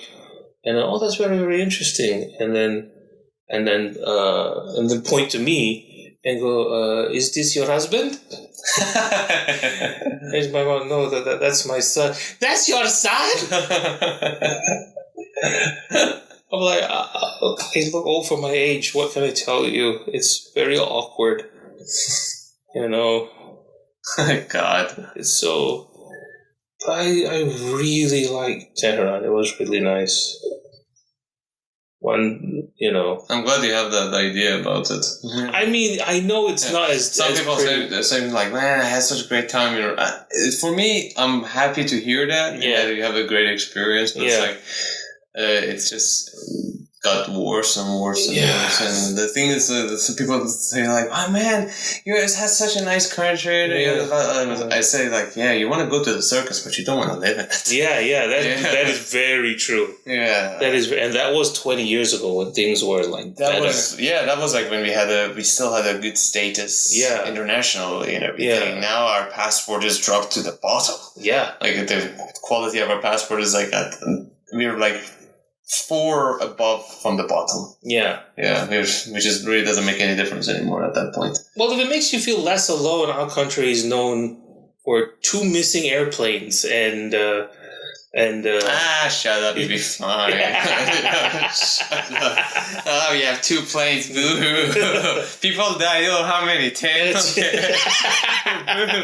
If it makes you feel less alone, It's like, We started 2020 by having a whole array of explosions. Yeah, this is true though. Yeah, I don't want to get too much into that, but we had a lot of explosions this year. And that's not just like the plane and the general and everything. Yeah. There were a few considerable. Yeah. Which I would assume it's for an attack. Really. Yeah. I just had an assumption. It's like unanimously a lot of people agree that this is a work of espionage by Israeli and an American to a good extent destabilize the economy and not just the economy, just the whole party. But man, there's just so much crap going on. I don't know. It's so bizarre. This year is made out of gunpowder and disease. It's just I told my brother, it was like 2020 is the foreplay for the cornhole. It's like it's the foreplay you have before the ass fuck. You're gonna get fucked in the end, but this is just a foreplay. Yeah, the rim job is just a bribe.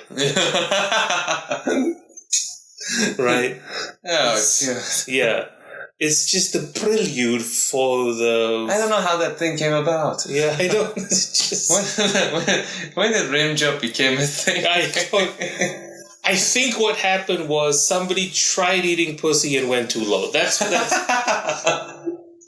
like they figured, okay, so the vagina is much lower than I think, but it's not that much lower, okay? It's like it's a new taboo. It's a new. Before, like butt stuff was a thing people were crazy about. Now it's all rim jobs. Geographically, just try. Geographically, it's just an inch away. 2 inches. Geographically, focus on Thailand and then proceed to Singapore. Do not go to Australia. That's there is nothing but spiders and snakes. Damn straight. So Australia is the asshole of the world. So, is that what you're saying, right? I mean, Australia is the asshole of the planet Earth. I mean, you need it, don't you? You need to shit somewhere. I mean, it sounds very crude, but ask any Aborigine and said it was fine until white people showed up. Yeah. White people single-handedly did more shit to the earth, killed more people than any other race. It's very strange. Genghis Khan didn't do what they did. No, Genghis Khan was at least polite. He said, you can give up and then just like pay a thing and then we'll leave you alone. Genghis Khan was a conqueror. Yeah. White people were like, we're going to turn you into farmers for a benefit. And it's going to be good for you. Because... And it's our burden that we're doing it for you. Like, nothing more atrocious than learning about the Dutch East India Company and what they did. Oh, the East India, those sons of bitches, Like, and we never got out of the mentality. Like, the Malaysian flag is basically the British East India flag with a modification to the, it's so weird. The East India was established in India thanks to us, actually. Oh, no. Thanks to Iranians. Oh, no. Oh, yeah. I mean, what we did to India helped weakening it to the point that the East India Company can go and because of pressure from the top. Yeah, it wasn't just the pressure from the top. Before this might go to 600 years ago, 700 years ago. We had this guy called Nader Shah. This was prior to Qajar. Yes. Qajar, which was before Pahlavi, and before Pahlavi before Qajar there was Zand. Yes. Which was a very short-lived dynasty. Yeah. It had maybe like one or two generations. Like it got dismantled immediately after the main guy. And before Zand was Afshar, which was run by this guy called Nader Shah. Mm-hmm. And he's such a well-known conqueror that they refer to Napoleon as the Nader of Europe. Oh. Yeah. Okay. At first they were saying Nader is a Napoleon of Asia. Yeah. But then they were like, well, but Nader was before Napoleon. Right. So it became that Napoleon is Nader of Europe. That's more accurate. Know your place. Know your you place. short bastard. He was 5'7". He's not that short, but still. Fuck him. Yeah. French fuck. Fuck you and your stomach cancer, you son of a bitch. Fucking Corsican. You speak French with an Italian accent. He had a very interesting sense of humor, though. Napoleon. He got separated from his crew. I don't know if it was in a battle with the Russians. Everybody's in a battle with Russians if you're some kind of... And everybody got fucked when they go battle, so don't fuck with Russians. Yeah, why? Why would you do this? Historically, don't do that, don't. Yeah. Make sure at least wait for the maybe global warming is a conspiracy theory, so they can bring the temperature of Russia to an acceptable rate. No, that so won't you can work. attack them. That won't work. They're Russian. It'll just make Siberia nicer to live in. Yeah. But it was like he got separated from his bodyguards. Yeah. And he took refuge into this bakery, apparently. Oh, so the French. Baker. Such a French thing to do. Baguette. I'll go hide in the side of baguette. I go hide inside the baguette. I would hide in the croissants, but my back is very bad. He looks like a croissant, so he would probably just cover in front of himself with dough. So he went in the baguette, and the baker and the enemy couldn't find him. Yeah, and the baker asked him after that, how did that felt like? Yeah, and he was like, you want to know how that felt like? He took him and he rounded up his soldiers and they tied the guy up and they were like, they're gonna shoot him, execute him, and he said, on my command, fire, and he brought the sword up but didn't bring it down, and then he went to the guy and said, that's how it felt like. Oh, you fuck! It's like a son oh God. Welcome. My name is Napoleon Bonaparte. Welcome to Jackass.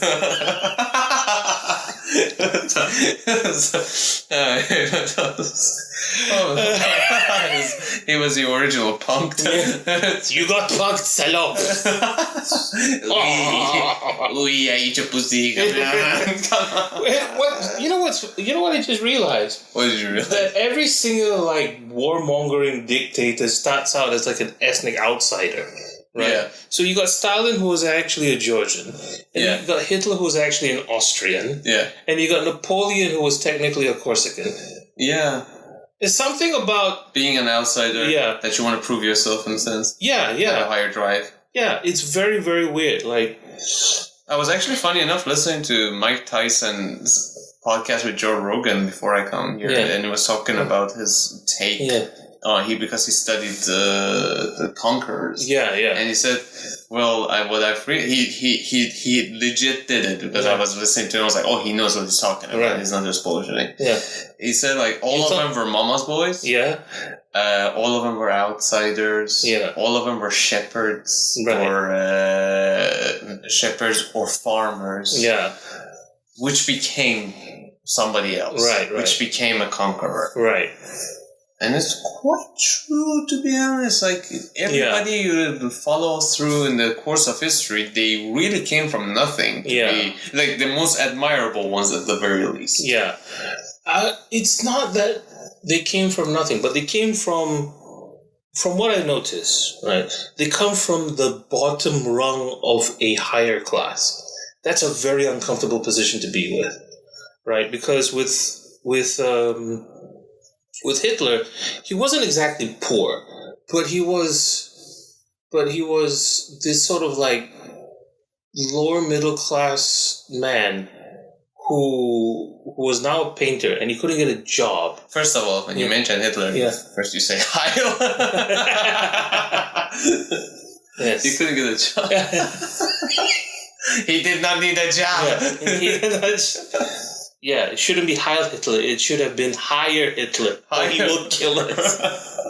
But it's true. So you're in a position that should be privilege, but you're at the bottom rung of that. Exactly. Right? And it's a very uncomfortable place to be with, because it's like you feel like you don't have any right to complain, but your life is still miserable. Yeah. So there's nowhere else to go but up.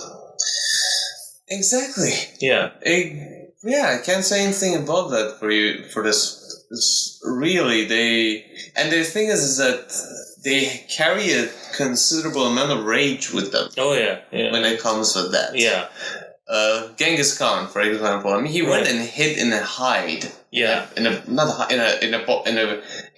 bale of hay. Yeah. And he got stabbed and he didn't even say a word. Yeah. And he got lucky because as the person was stabbing the hay, the blood got rubbed off the hay as he pulled it out, so he couldn't say anybody was in it. Right. Like, he was dirt poor, a low-ranking, not even, I don't know if he was called, would have even considered a soldier at the time. He was he was a nobody.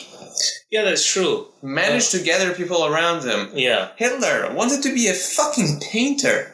Yeah. What is it? The world would have been really different. Yeah, if he just gotten a painting gig. It's like Eddie Izzard said, I can't get the chaser, I said kill off the man! You know? The Jews! The Jews fucked up my paint fuck! I'm going to kill all of the Jews and then make a really cute car for some reason. You know, Ieyasu Tokugawa was a farmer. Tokugawa, who was that? So one of the greatest shoguns of medieval Japan was Ieyasu Tokugawa, right? This is how powerful he is. He had a section of his castle that's just dedicated to ninjas. That's when you think about ninja legends, Ieyasu Tokugawa was their patron. Wow, alright. Yeah. You don't want to fuck with a dude who's got like a stable of ninjas, okay? Yeah. What do you have? I have an army. What does it feel? I have Russians, okay, but I have ninjas. I don't see them. Exactly. Exactly. Yeah. The Russians will probably still win, but they will win after they will lose a lot. They'll lose a lot. Yeah. Right. And the worst part is you can't tell if you're winning because the ninjas disappear once they die. Are we winning? We don't know. Every time they die, they go poof. It's poof. Very annoying. The scariest thing is a Russian ninja. If the universe were to suddenly create Russian ninjas, we are all fucked. SEAL Team 6 can go fuck himself. The closest thing we have to Russian ninjas is like the GRU or something. Yeah. The Russian Secret Service. The FSB, the GRU. Yeah, that's it's very close. They got the balaclavas. They got the special tactics. Yeah. They can do somersaults over objects and then throw a shovel into your face like a knife. It's like, you're very extra. You know that? Yeah. Shit. Yeah. God. Do you have Kalashnikov? Niet. I have shovel. What do you do with the shovel? And then the shovel embeds into your skull. Oh, that's what you do. And you fall backwards. Oh, there was what was it called? Who was the guy who killed Trotsky? Yeah. He didn't even need a shot. He had an ice pick. Yeah. It's just fucking... He says, jammed it in his skull. Trotsky, you're about to get ice. Fuck Trotsky, he had it coming.